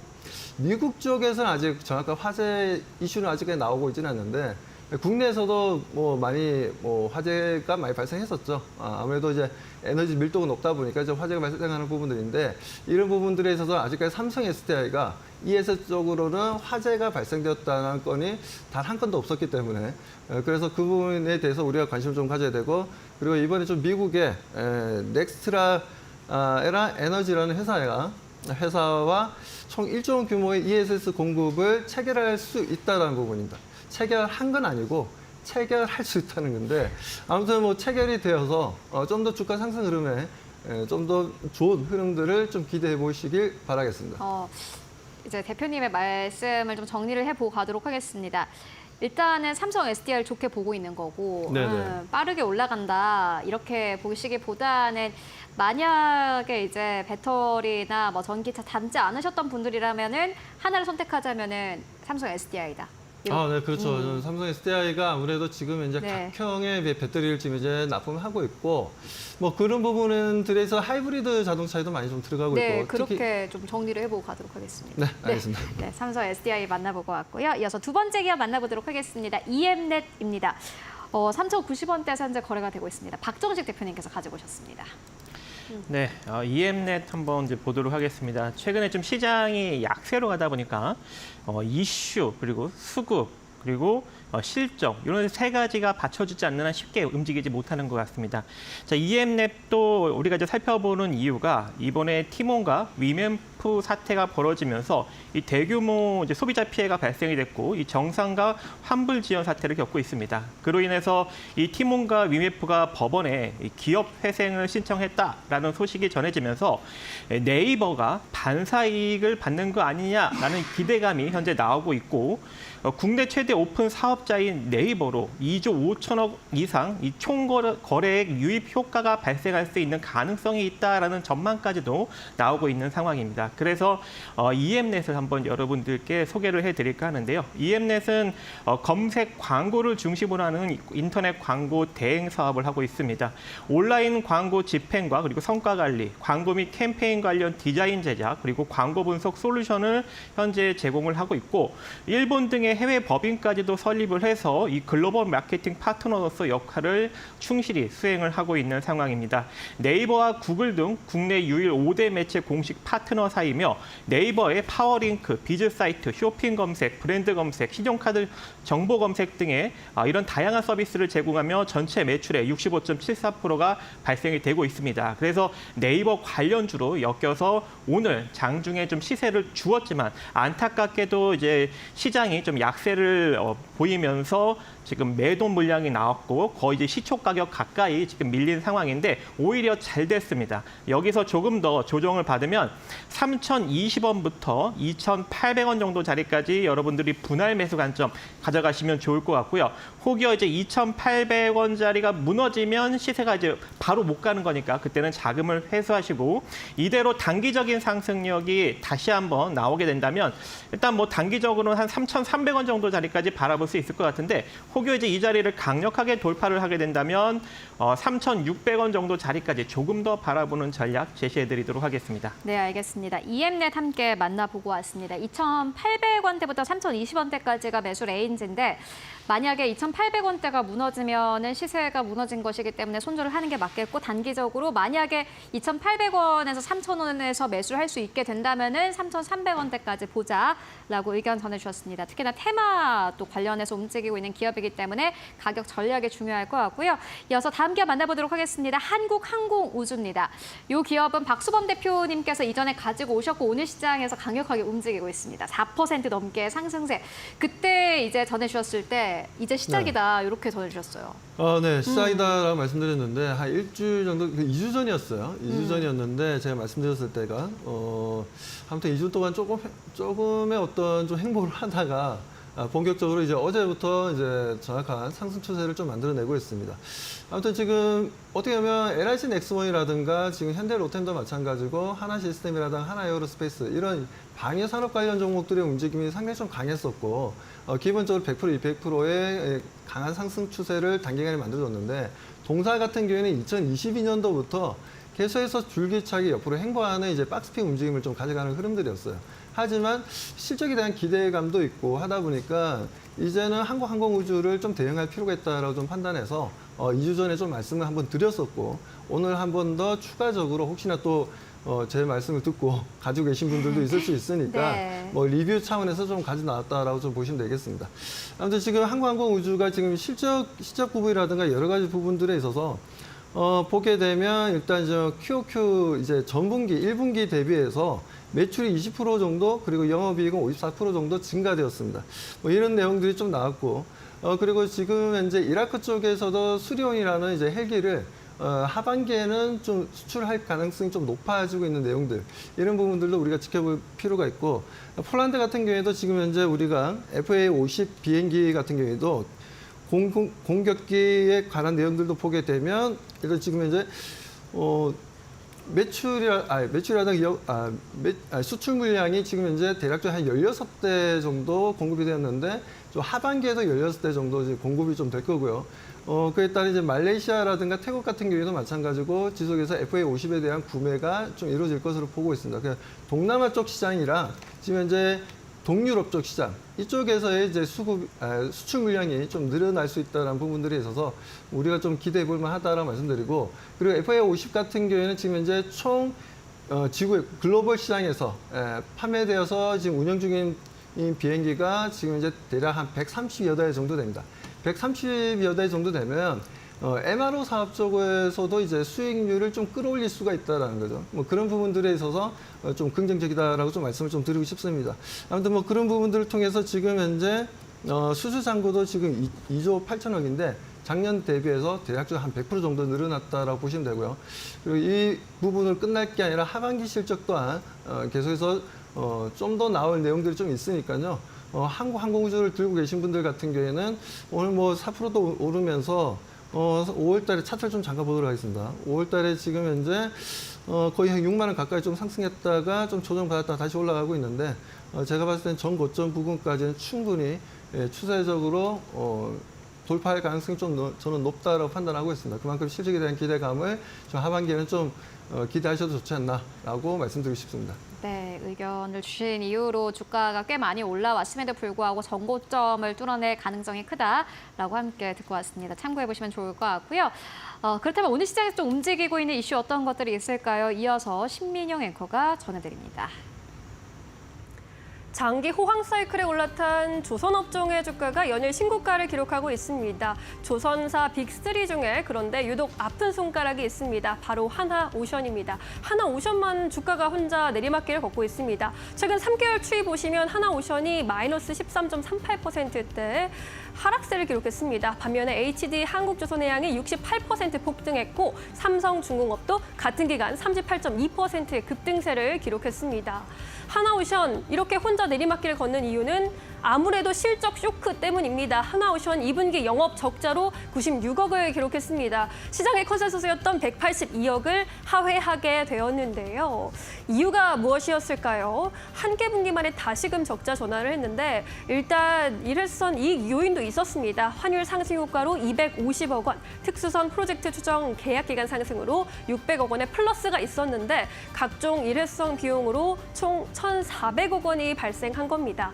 컨테이너선 인도 지원에 따른 페널티와 고정비가 증가했고요. 사회협력사 인센티브 지출 등 비용이 발생했습니다. 하지만 향후 전망은 괜찮습니다. 2분기 공정 지원에 따른 선표 조정이 마무리될 것이다라는 의견이 나오고 있고 하반기 영업이익이 창출이 가능할 것이고 하반기에는 대부분의 적자 컨테이너선 인도되면서 수익성이 개선될 것이다라는 기대감도 올라오고 있습니다.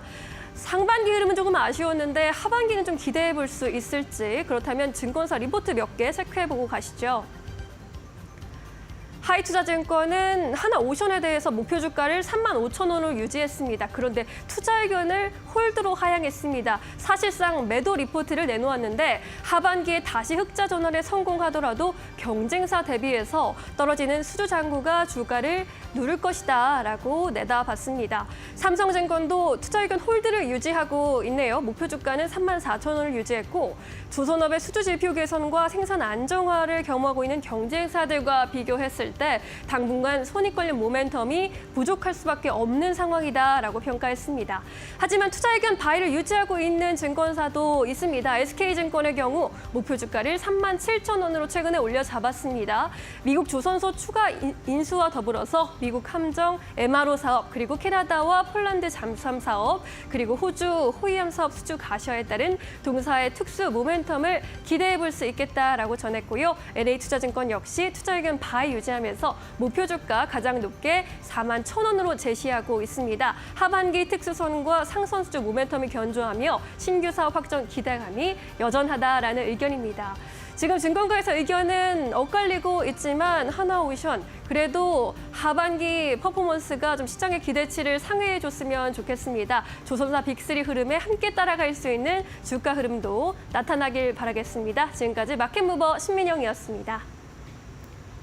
네, 이어서 네 번째 기업 바로 만나보도록 하겠습니다. 네 번째 기업은 박정식 대표님께서 가지고 오신 농심입니다.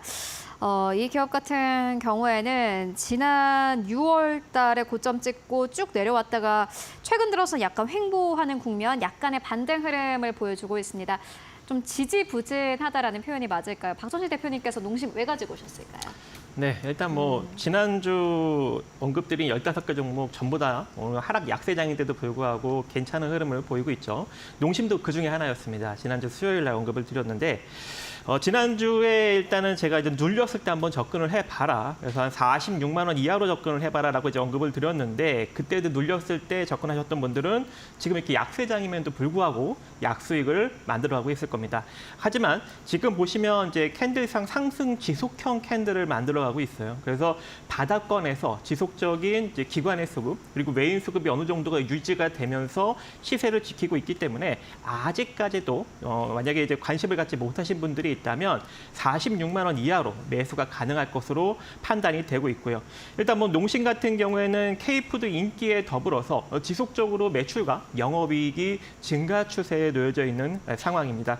거기에 이제 본격적으로 이제 오만이나 그리고 사우디아라비아에 이 스마트팜을 수출하면서 스마트팜 기업으로도 현재 거듭나고 있는 그런 상황이고요. 거기다가 이제 수출 전용 공장 증설로 3분기 내지는 4분기부터 본격적으로 매출과 영업이익 캐파가 늘어날 것으로 전망이 되고 있습니다. 따라서 지금과 같이 이렇게 약세장일 때 이렇게 좀 어느 정도 농심이 주가가 좀 움직이지 못할 때 여러분들이 잘 매수를 해 놓는다면 일단 단기적으로는 한 49만 7천 원 정도 수준까지 충분히 이제 상승력이 나타날 것으로 보여지고 있고 이 상태로 상승력이 나타난다면 52만 원 정도 수준까지 추가적으로 상승력이 나타날 것 같습니다. 그래서 1차적으로 49만 7천 원, 52만 원, 2차적으로 52만 원 정도 자리까지 바라보시는데 혹여라도 시장 상승력이 지속적으로 나오면서 52만 원을 돌파하게 된다면 이전 고점인 59만 원 정도 수준도 넘어설 수 있는 그런 추이를 보여줄 수 있기 때문에 그때는 홀딩 관점으로 가시면 좋을 것 같습니다. 네, 농심 만나보고 왔습니다. 정말 뜨거웠던 기업이기도 한데 고점 대비해서 많이 내려왔고 농심은 그래도 실적이라든지 이런 것들 좀 기대해 볼 수 있기 때문에 상승력 충분히 나올 것이다라고 전망해 주셨습니다. 이어서 다음 기업 바로 만나보도록 하겠습니다. 다음 기업은 박수범 대표님께서 가지고 오신 KT입니다. 이 기업도 박수범 대표님이 이미 한 번 가지고 한 번이 아니죠. 몇 번이나 가지고 오셨던 또 기업이기도 한데 주가 상승 탄력 굉장히 좋고 사실 이렇게 어려운 시장에서는 이러한 기업이 답일 수도 있겠다라는 생각 듭니다. 외국인 투자자들의 매수가 좀 이어지고 있는 상황인데 어떻게 보십니까? 일단 지금 이제 2분기 실적을 좀 보게 되면 일단 좀 뭐 매출도 그렇고 지금 영업이익도 그렇고 조금 소폭의 좀 조정을 좀 받았다라고 좀 꼭 보여지는데 근데 그 부분이 뭐 그렇게 크지는 않았습니다. 그리고 우리가 객관적으로 생각했을 때 현금 캐시카우를 매 분기마다 5천억 이상 내는 회사가 대한민국에 몇 개가 되겠습니까? 그렇게 많지가 않아요. 그리고 통신 같은 경우에는 더더군다나 더 안정적인 캐시카우가 만들어진다는 부분입니다. 그래서 그런지 오늘 뭐 지수 뭐 코스피도 마찬가지고 코스닥도 마찬가지고 외국인들의 매수세가 좀 강화되다 보니까 전반적으로 좀 약세 흐름을 좀 보여주고 있지만 그래도 SK텔레콤이라든가 LG유플러스라든가 KT 이 통신사들 같은 경우에는 상승 추세를 보여주고 있다라는 겁니다. 그런 관점에 있어서 저는 좀 더 뭐 그렇다 해서 뭐 강력한 퍼포먼스를 보여주면서 올라가는 건 아니에요. 하지만 그래도 하루에 1% 뭐 2% 아니면 뭐 0.5% 뭐 0.3% 이 정도의 상승 추세를 계속해서 보여주면서 지금 현재는 우리가 정말 매수를 해볼 만한 종목들이라고 좀 말씀을 좀 드리고 싶습니다. 물론 제가 오늘 말씀드리는 KT도 괜찮고요. SK텔레콤도 괜찮고 저는 LG유플러스도 괜찮다고 보고 있습니다. 하지만 그래도 그중에서 KT 같은 경우에는 사업 포트폴리오도 많이 확장하고 있는 분위기이기 때문에 뭐 그런 관점으로 우리가 지켜본다면 KT, 저는 뭐 새 통신사 중에서는 KT가 그래도 조금 더 매력적이다라고 말씀을 좀 드리고 싶습니다. 네, KT 만나보고 왔습니다. 이어서 마지막 기업 바로 만나보도록 하겠습니다. 박정식 대표님께서 가지고 오신 흥국 F&B입니다. 오늘 시장에서 움직임 없이 거래되고 있습니다. 이 기업에 대한 투자 전략 듣고 가도록 하겠습니다. 네, 흥국 F&B 간단하게 이제 언급을 드리도록 하겠습니다. 청량 음료, 영양식품, 과즙음료, 과실 이런 이제 식품 첨가물 등을 제조하고 있고 특히 이제 과실 농축액 시장에서는 시장 선도자로 독보적인 시장 브랜드를 지니고 있는 그런 기업입니다. 자, 근데 지금 이제 열대야 일수가 지속적으로 이제 늘어나고 있죠. 그래서 지난 1994년 가장 무더웠던 시기 다음으로 현재 이제 무더위를 겪고 있는 그런 상황이기 때문에 아무래도 이제 음료 제조에 인해서 이 폭염 수혜주로 거론이 될 수 있는 여력이 존재하고 또 마켓 컬리 관련주로도 엮여 있기 때문에 아무래도 좀 반사이익이 어느 정도 나타날 것으로 판단이 됩니다. 그래서 지금 현재부터 우리가 좀 관심 있게 보시면 좋을 것 같은데 2,200원 이하로 분할 매수 관점 한번 가져가 보시고 근데 이제 손절 라인은 꼭 지금 위치에서는 필요가 없을 것 같기는 하지만 그래도 잡아드리면 2,120원 정도 잡아드리고요. 여기서 단기적인 목표가는 2,360원이지만 조금 강력한 시세를 만들어내게 된다면 2,560원 정도 자리까지 바라보시면 좋을 것 같습니다. 네, 알겠습니다. 지금까지 박정식 대표 그리고 박수범 대표와 함께 이야기 나눠봤습니다. 말씀 고맙습니다.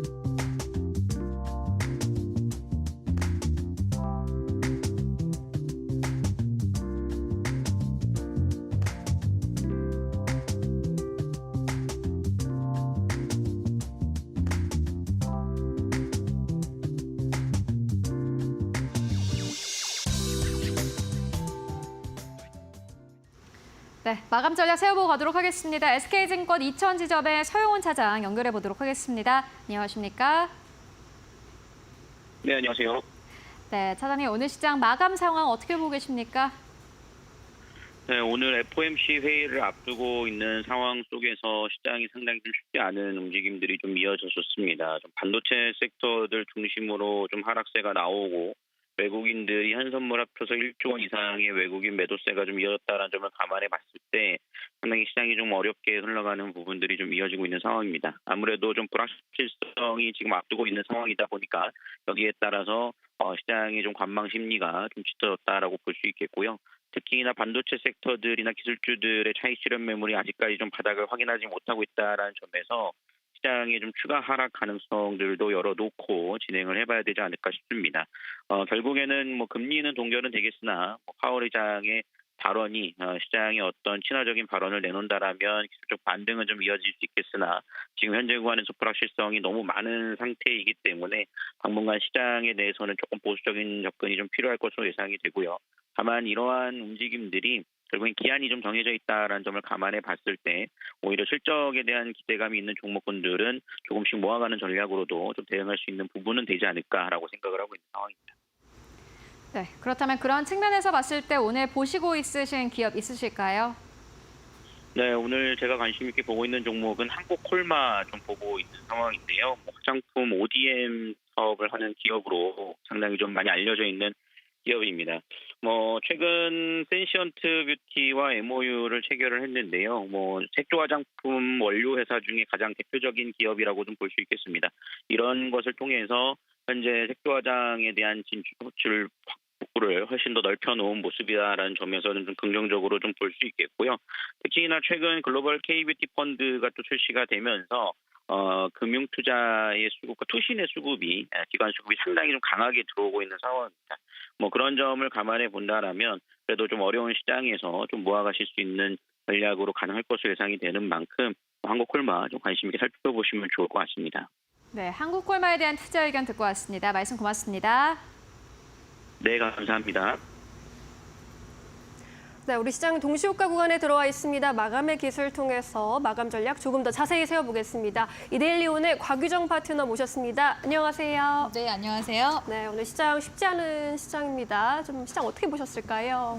일단 제가 워낙 전거래 월요일장을 보수적으로 봐서 어제는 좀 선방했다라고 말씀을 드린 것 같은데 네. 제가 원래 생각했었던 시나리오가 오늘 시장의 그림이었어요. 그러셨군요. 그래서 전거래일은 일단은 상승이 나왔지만 오늘 구간에서 다시 이제 제자리 걸음으로 다시 완전히 그냥 그러니까요. 되돌림이 나와주는 네. 그런 이제 흐름이라고 볼 수가 있을 것 같은데요. 아무래도 지금 오늘 국내 증시 FOMC 앞두고서 경계 심리와 함께 지금 대기 모드에 들어가 있는 그런 상황이라고 볼 수가 있을 것 같습니다. 그래서 네. 장 초반에는 지수상에서도 변동성이 좀 크게 나왔었거든요. 그런데 이제 한번 지수가 무너지고 나서 이제 횡보세로 오늘 이제 마감되는 모습으로 봤을 때 오늘 이제 증시 수급도 전반적으로 많이 도는 장도 아니었고요. 장 초반에 이제 올라갔었던 종목들 보면은 거의 테마 섹터 위주로 움직임이 나왔었거든요. 미 대선 테마 섹터부터 시작해서 휴텐 관련 종목들이 장 초반까지는 좀 반짝하는 흐름이었었고 이제 오후장으로 넘어가니까 다목적 댐 만든다고 관련 테마가 새롭게 형성이 되면서 한시적으로 이거는 올라가는 그런 이제 테마라고 볼 수가 있을 것 같아요. 네. 그러니까 사실 테마를 지금 따라가기도 굉장히 좀 쉽지 않은 그런 장세이기 때문에 오늘 장에서는 좀 변동성이 큰 장세의 흐름을 보였지만 제가 월말 장세 특유의 차익 실현 장세 계속해서 우려감 표했던 만큼 관련 장 흐름 나온 거라고 볼 수가 있을 것 같고요. 이따가 이제 내일장 제가 추가적으로 좀 말씀을 드릴 부분은 이제 금리 인하에 대한 부분들 우리가 봤을 때는 또 8월장은 또 기대해볼 만한 장이 나와주지 않을까라고 보고 있습니다. 다행이네요. 그래도 8월이 조금 더 나을지 않을까라는 기대감을 가질 수는 있다. 테마성, 종목성 장세가 이어지고 있는 화요일장입니다. 마감 1분가량 앞두고 있습니다. 코스피 지수가 전일 대비 1% 가까이 0.92% 내리면서 2740.03에서 마감 준비를 하고 있습니다. 장 초반부터 하락 출발을 했고 마감으로 가면서 1% 넘게 빠지기도 했지만 현재 구간에서는 그래도 2740선을 지켜내고 있는 모습입니다. 보입니다. 코스닥 같은 경우에도 800선은 그래도 지지가 되고 있습니다. 전일 대비 0.48%의 약세로 마감 준비하고 있고요. 수급 상황 보시면 외국인과 기관의 동반 매도세가 나타나고 있습니다. 개인 홀로 담으면서 7,349억 원의 매도 우위가 나타나고 있네요. 코스닥 같은 경우에도 수급 상황 함께 보겠습니다. 코스닥은 외국인 홀로 팔졌습니다. 1,038억 원의 매도 우위 나타내고 있습니다. 우리 시장 마감합니다.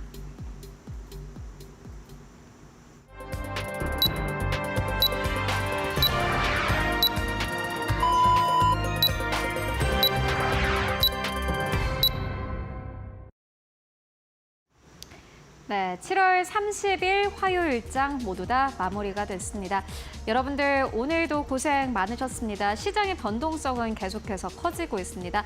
어제 오르면 오늘 떨어지고 또 오늘 떨어졌으니 내일을 또 기대를 해볼 법한데 이번 주에는 빅테크 기업들이 대거 실적을 발표를 하고 FOMC도 진행이 되고 여러 가지 빅 이벤트들 많이 산재가 되어 있습니다. 그렇다면 오늘 시장은 어떻게 움직였을까요? 먼저 전체적인 분위기를 마켓 스핀을 통해서 먼저 알아보고 가도록 하겠습니다. 네, 오늘 이 업종 같은 경우엔 단기 테마 쪽으로 봤을 때는 철도 지하화 쪽이 16% 넘게 상승세, 장기 테마 쪽으로 봤을 때는 유전자 치료제가 어제 이어서 오늘까지도 강세 흐름을 보여줬습니다. ESS 쪽도 1.5% 넘게 상승세, 2차 전지 쪽이 강세 흐름을 보이면서 오늘 관련 업종이 상승 흐름을 보였고요. 실적 테마를 봤을 때는 시멘트 업종이 4% 넘게 상승 흐름을 보였는데 다만 보시다시피 2위 업종부터는 오히려 약보합으로 마감을 했습니다. 이 상승한 2위 업종 자체가 큰 폭으로 상승을 하지 못한 흐름 보여주고 있고요. 전체 업종을 봤을 때는 제약 바이오가 오늘 시장에서 1.3% 이상의 상승세, 그룹지주 쪽도 오늘 시장에서 1% 가깝게 상승하면서 거래 마감했습니다. 그리고 오늘 2차 전지 쪽도 꽤 괜찮았습니다. 전체적인 상승률 상위 기업들을 보면은 우원개발, 옵티코어, 그리고 이화공영 등이 상한가를 기록을 했고요. 유니테크노 20% 넘게 상승세, 푸드나무가 오늘 시장에서 23% 넘게 상승세, 그리고 특수건설도 오늘 시장에서 16% 넘게 상승, 진원생명과학도 19% 넘게 상승하면서 거래 마감했습니다. 그렇다면 오늘 시장 지수는 어느 정도에서 마감했을까요? 마감 지수 상황 만나보도록 하겠습니다. 네, 오늘 양시장 하락하면서 거래 마감했습니다. 보시다시피 오늘 코스피는 1% 가깝게 하락하면서 2,738선에서 거래를 마쳤고요. 코스닥 같은 경우에는 0.5% 넘게 하락하면서 오늘 시장 803선에서 거래를 마감을 했습니다. 그렇다면은 오늘 대형주들의 흐름은 어땠을지 코스피 1위권부터 5위권까지 를 함께 만나보도록 하겠습니다. 오늘도 SK 하이닉스가 굉장히 부진했습니다. 3.4% 이상 하락하면서 거래를 마쳤는데 간밤에 꽤나 큰 이슈가 있었습니다. 엔비디아가 급락 흐름이 나왔고 애플이 엔비디아의 반도체를 사용하지 않겠다. 우리는 자체적으로 해결을 하겠다라는 의지를 내비치면서 엔비디아에 대한 전체적인 투자 심리가 좀 꺾였습니다. SK 하이닉스로 바로 연결이 됐고요. 오늘 시장 SK 하이닉스 같은 경우에는 19만 원 선을 깨면서 18만 원대에서 거래 마감했습니다. 다만 삼성전자 SK 하이닉스 비교해본다면 삼성전자는 SK 하이닉스 비교해서는 그래도 괜찮았는데 삼성전자 약보합에서 거래 마감했고요. 8만 1,000원대 그대로 지켜내면서 종가 형성했습니다. LG엔소 오늘 시장에서 1% 상승세, 그리고 이번 주 그리고 지난주까지 지속해서 상승 흐름이 나왔던 삼성바이오로직스 오늘 좀 쉬어갔고요. 현대차는 2% 넘게 하락하면서 거래 마감했습니다. 최근 급등 흐름에 따른 약간의 피로감을 오늘 시장에서 보여줬고 6위권부터 10위권까지 흐름과 함께 만나보시죠. 네, 6위권부터 10위권까지 우선주 1% 넘게 내렸고요. 셀트리온 오늘 시세를 그대로 지켜냈습니다. 제약바이오 쪽 같은 경우에는 삼성바이오로직스 쪽으로 그렇고 셀트리온도 마찬가지고 그래도 하반 경직성을 아주 강하게 보여주고 있는 상황이고요. 기아도 1.8% 넘게 내렸습니다. KB금융 1.6%, 포스코홀딩스 오늘 다시 한번 10위권까지 진입이 됐습니다. 신한지주가 빠진 모습이고 포스코홀딩스가 오늘 시장에서 1% 가깝게 하락하면서 35만 9천 원대에서 거래 마감했습니다. 2차 전지가 움직이긴 했습니다만 오늘 1위권부터 10위권 가운데 LG 엔솔만 움직였고요. 포스코홀딩스는 오히려 하락하면서 거래 마감했네요. 코스닥 1위권부터 5위권까지를 함께 만나보도록 하겠습니다. 코스닥 1위권부터 5위권까지 에코프로비엠이 오늘 강력하게 움직였습니다. 5% 넘게 상승세, 그리고 알테오젠이 7% 넘게 상승세, 에코프로가 1% 넘게 상승했습니다. 사실 오늘 코스닥 1위권부터 5위권까지만 보면은 시가총액이 좀 큰 기업들이 대체적으로 급등 흐름이 나왔기 때문에 때문에 지수 자체가 상승하지 않았을까 하는 기대감은 있었습니다만은 시총 상위 기업들만 강했고 그 이외의 기업들은 모두 다 떨어지는 흐름을 보여줬습니다. 6위권부터 10위권까지를 함께 만나보시죠. 네, 6위권부터 10위권까지 셀트리온 제약 상승세, 리가켄바이오도 역시나 마찬가지로 계속해서 강력한 흐름 이어가고 있습니다. 오늘 시장에서 2.7% 넘게 상승하면서 이제 클래시스보다 시가총액 순위가 한 계단 더 위로 올라왔습니다. 오늘 시장에서 89,000원대까지 올라가면서 안착하면서 거래 마감했고요. 클래시스가 1.4% 넘게 상승하면서 5만 원대, 휴젤이 0.8% 넘게 하락하면서 오늘 시장에서 25만 원대 깨졌고 24만 8천 원대까지 내려가면서 종가 형성했습니다. 지금까지 마감 상황 함께 살펴보고 왔습니다. 네, 마감 브리핑 함께 하셨습니다. 결국 양시장 하루 만에 다시 파란불로 돌아섰는데요. 마감 전략 계속해서 세워보도록 하겠습니다.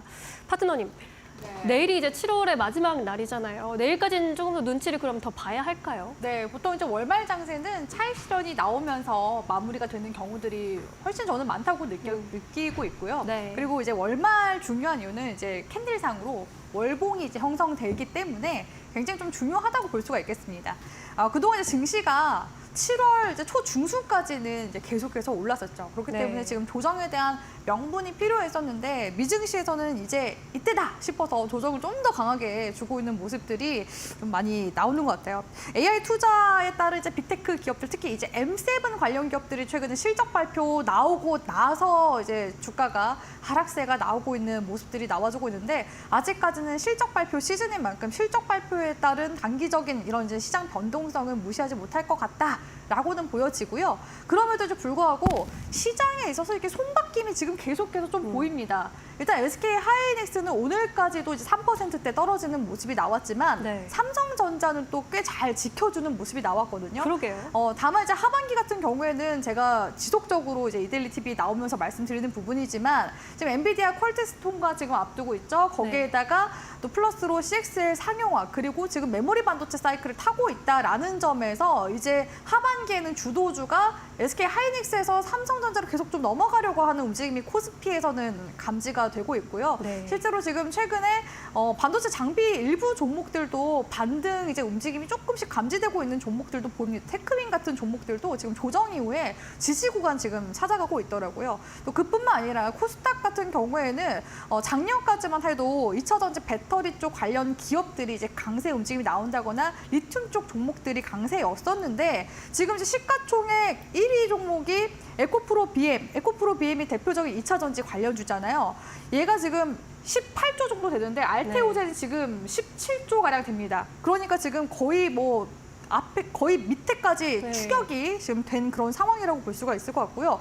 알테오젠이 여기다가 추가적인 또 호재까지 나왔었죠. 글로벌 기업인 산도스와 히알루로니다제 개발 및 기술 수출 계약 소식이 오늘 나와주면서 추가적인 시세가 나왔는데 하반기까지는 아직 알테오젠 모멘텀이 살아있어서 제약바이오 종목들이 만약에 지금부터 막 악재가 나오고 주가가 쏟아지게 되면은 이게 투심이 살아나기가 어렵거든요. 그렇기 때문에 하반기 관련 이슈 좀 쭉 끌고 가면서 결국에는 시총 1위를 탈환하지 않을까. 그러면은 코스닥이 아예 완전히 지금 제약바이오 쪽으로 손바뀜이 확 나와 버리는 거거든요. 지금 이제 시가총액 상위 종목들 보면은 2위가 알테오젠, 그리고 4위가 HLB, 5위가 삼천당제약, 6위가 셀트리온 제약. 거의 그러니까 6위권부터 싹 보면은 거진 지금 제약바이오 기업이 올라와 있는 모습을 볼 수가 있습니다. 그렇기 때문에 지금 현재 시장의 손바뀜도 우리 시청자분들이 보셔야 될 부분이라고 보고 있고요. 네. 이번 이제 FOMC에서 사실상 관망 포인트는 이제 금리 인하를 행동으로 이제 보여줄 때가 됐다라는 부분들이 좀 많이 강조가 되는 것 같아요.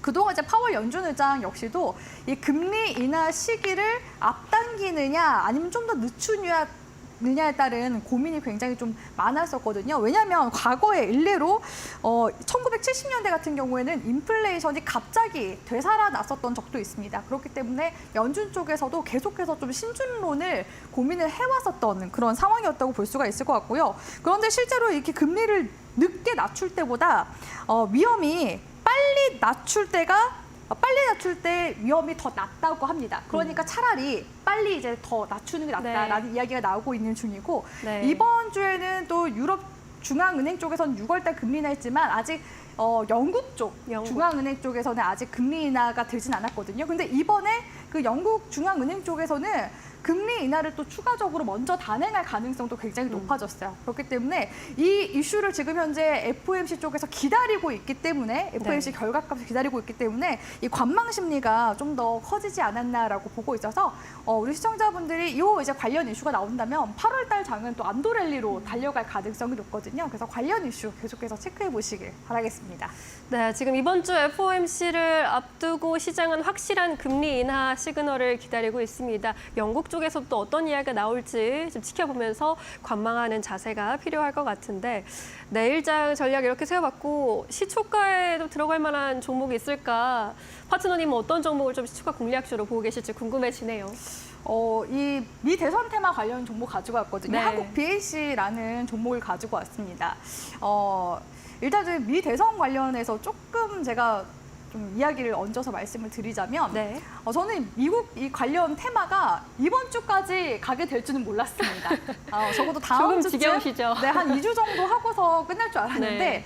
지금 이제 이번 주까지 넘어가면 지금 3주째 종목들이 맞아요. 이 롤링이 나오고 있는 거거든요. 그렇기 때문에 당분간은 계속해서 관련 이슈가 나와주지 않을까라고 보여지고요. 네. 지금 각 후보들의 액션들은 어떤가 한번 찾아봤습니다. 트럼프 대통령 같은 경우에는 지금 보수 성향 기독교 행사 연설에서 실언을 한번 했는데요. 4년 후에는 투표가 필요 없다. 이 말은 즉슨 이거 독재 선언 아니야? 라고서 민주당 쪽에서 트럼프 대통령 그 전 대통령이 독재자 지금 되려고 한다라는 지금 이야기가 나오고 있는 상황이고요. 네. 오히려 지금 해리스 쪽은 계속해서 그 지지금도 계속 이제 지원금들도 들어와주고 있고 굉장히 좀 긍정적인 이야기들이 많이 나와주고 있습니다. 특히 오늘 나왔었던 뉴스 기사 중에서 좀 인상 깊었었던 뉴스 기사는 1984년도 이후 열린 10차례의 미국 대선에서 9차례의 결과를 맞춰 쪽집게로 불리는 한 이제 미국의 역사학자가 있는데 네. 앨런 리트먼 아메리칸대 역사학과 석좌 교수라고 하시더라고요. 네. 근데 이 교수님이 해리스가 이번에는 될 가능성이 굉장히 높다. 이렇게 모델이 있더라고요. 뭐 13가지 중에서 뭐 몇 개 정도 해당하면은 그 당선될 가능성이 굉장히 높은데 왕이 될 상이라는 건가요? 네, 그렇죠. 관상처럼. 이전에 근데 힐러리랑 트럼프가 대선했을 때는 트럼프 쪽을 손을 들어줬었던 교수입니다. 그렇기 때문에 약간 좀 신뢰성이 있다. 네. 이번에 트럼프 대통령이 그 재선하고 있는 거잖아요. 그렇기 때문에 이런 이제 이야기들이 나오고 있는데 좀 아쉬운 부분은 네. 다음 달 정도에 정확하게 좀 더 결과값이 나올 가능성이 높다고 약간 여지를 줘서 네. 그게 조금 아쉽긴 하지만 아무튼 지금 해리스와 트럼프의 지금 그 지지율이 지금 오차 범위 내에 있는 그런 상황이라서 해리스 관련 종목들이 조금 더 시장에서 부각이 되는 것 같습니다. 해리스 관련주 중에서 제가 이슈레이더 시간에도 한번 말씀드렸지만 이 대마 관련된 그 섹터들이 좀 더 이제 부각이 계속 될 가능성이 높다고 말씀드렸거든요. 왜냐하면 이제 대마 쪽 이슈들이 아무래도 정치 포퓰리즘 색을 좀 더 짙게 가지고 가고 있고 젊은이들의 표심을 또 가져갈 수 있는 그런 이제 공약이기 때문에 그렇다고 볼 수가 있을 것 같고요. 이 한국 BAC 같은 경우에는 이제 유셀파마와 대마 추출물 의약품 화장품 개발을 한 이력을 가지고 있어서 그러니까 대마 관련주로 엮여 있다고 볼 수가 있습니다. 네. 오늘 같은 경우에도 장 초반에 우리바이오 올라갔죠. 오성첨단 소재도 막 강하게 올라가고 오성첨단 소재 자회사 쪽에 지분 가지고 있는 화해 약품까지도 올라갔었잖아요. 그렇기 때문에 당분간은 이 대마 이슈가 계속해서 좀 변동성을 주지 않을까라고 보고 있어서 일단 요 관련 이슈 좀 주목해 보시라고 가지고 왔고요. 네. 이뿐만이 아니라 지금 한국 BNC 쪽에서 화장품 브랜드를 가지고 있습니다. 아이스트라는 이제 브랜드를 가지고 있는데요.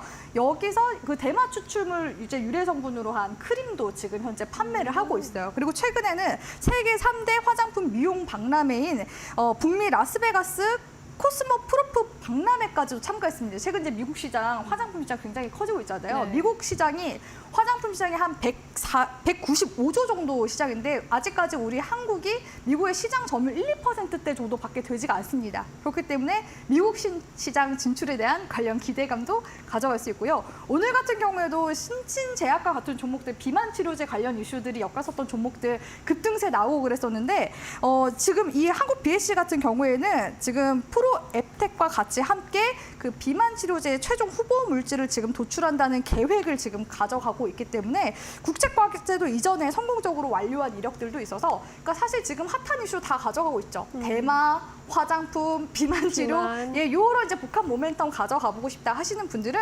한국 BLC 한번 보셨으면 좋겠고요. 한국 BLC 이제 가격 전략 같은 경우에는 지금 이제 단기적으로 한 7,700원 구간대까지는 상방 아직 무난하게 열려 있거든요. 주봉 움직임상 상단 매물대 7,700원 보시고요. 하단으로는 5,800원 구간대 손절가 잡아드리도록 하겠습니다. 네, 지금 미국 대선 이슈가 끝나지 않고 있습니다. 계속해서 이어지는 이 국면에서 해리스 부통령 관련주로 뽑히는 대마 관련주고요. 화장품, 비만 모멘텀까지 있다라고 알려주셨습니다. 한국 BNC 목표가 7,500원, 손절가 58,000원까지 바라보도록 하겠습니다. 5,800원까지 바라보도록 하겠습니다. 오늘도 말씀 고맙습니다. 내일 뵐게요.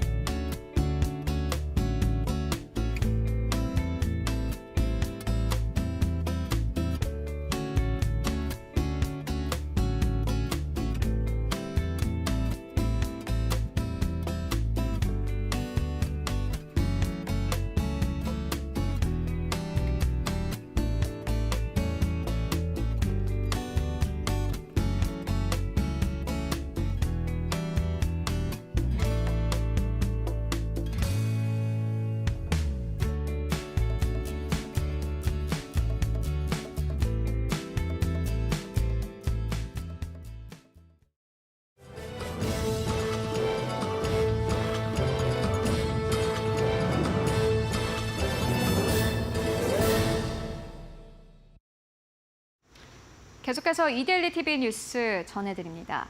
윤석열 대통령이 금융투자소득세를 폐지하고 상속세 부담을 낮추겠다는 세제 개편 방침을 밝혔습니다. 윤 대통령은 오늘 국무회의에서 개인 투자자를 보호하기 위해 금투세를 폐지하고 배당을 비롯한 적극적 주주 환원을 유도하는 세제 인센티브를 도입하겠다고 말했습니다. 이어 경제 성장과 시대 상황을 반영하지 못한 채 25년 동안 유지되고 있는 상속세 세율과 면세 범위를 조정하고 자녀 공제액도 대폭 확대해 중산층 가정의 부담을 덜어드릴 것이라고 전했습니다. 윤 대통령은 민생과 경제를 위한 길이 무엇인지 국회에서 제대로 논의되고 평가받도록 철저하게 준비해 주시기 바란다고 당부했습니다. 법원이 대규모 정산 지연 사태를 빚은 티몬 위메프의 회생 절차 개시 여부를 판단하기 위한 절차에 돌입했습니다. 오늘 회생법원은 티몬 위메프의 자산 보전 처분과 함께 채권을 동결하는 포괄적 금지 명령을 내렸습니다. 이해 관계인들의 개별적 권리 행사를 막아 회생 절차를 공평하게 진행하기 위한 취지입니다. 회생법원은 이번 주 내로 티메프 대표자 신문을 비공개로 진행할 예정입니다. 아울러 이날 국회에서는 중소벤처기업부를 상대로 티메프 피해 보상 방안 및 재발 방지 대책 질의를 진행했습니다. 구영배 큐텐그룹 대표와 류광민 티몬 대표, 류화현 위메프 대표는 국회 정무위원회 긴급 현안 질의에 출석했습니다. 현재 주요 경영진 4인은 법무부의 긴급 출국 금지 조처가 내려진 상태입니다. 삼성 SDI가 올해 2분기 영업이익이 2,802억 원으로 지난해보다 40% 가까이 감소했습니다. 매출은 4조 4,501억 원으로 지난해 동기 대비 23.8% 감소했습니다. 순이익은 38% 줄었습니다. 전분기와 비교해선 영업이익은 소폭 늘었으나 매출이 13% 감소했습니다. 회사 관계자는 상반기 전지 부문을 중심으로 전방 수요가 전망보다 큰 폭으로 둔화하며 시장 기대에 부응하지 못했다며 캐즘과 재고 조정, 불확실한 매크로 환경에 따른 단기적 영향으로 중장기적 고성장은 변함 없을 것이라고 설명했습니다. 삼성 SDI는 설비 투자 규모를 유지한다는 계획입니다. 삼성 SDI는 올해 헝가리 법인 증설, 미주 스텔란티스와의 합작 법인 공장 건설 등에 대응할 예정입니다. 권태일 유라클 대표가 업종별 맞춤 솔루션을 제시하는 글로벌 소프트웨어 기업이 될 것이라고 코스닥 상장 포부를 밝혔습니다. 유라클은 모바일 플랫폼 소프트웨어 전문 기업으로 모바일 앱 개발 플랫폼 모피어스를 대표 제품으로 두고 있습니다. 공모 금액은 희망 공모가 밴드 상단 기준 약 158억 원 규모며 자금은 생성형 인공지능을 활용한 제품 고도화와 서비스형 소프트웨어 플랫폼 개발에 활용할 계획입니다. 이를 통해 국내외 시장 점유율을 확대해 나갈 방침입니다. 지금까지 이데일리 TV 뉴스 전해드렸습니다.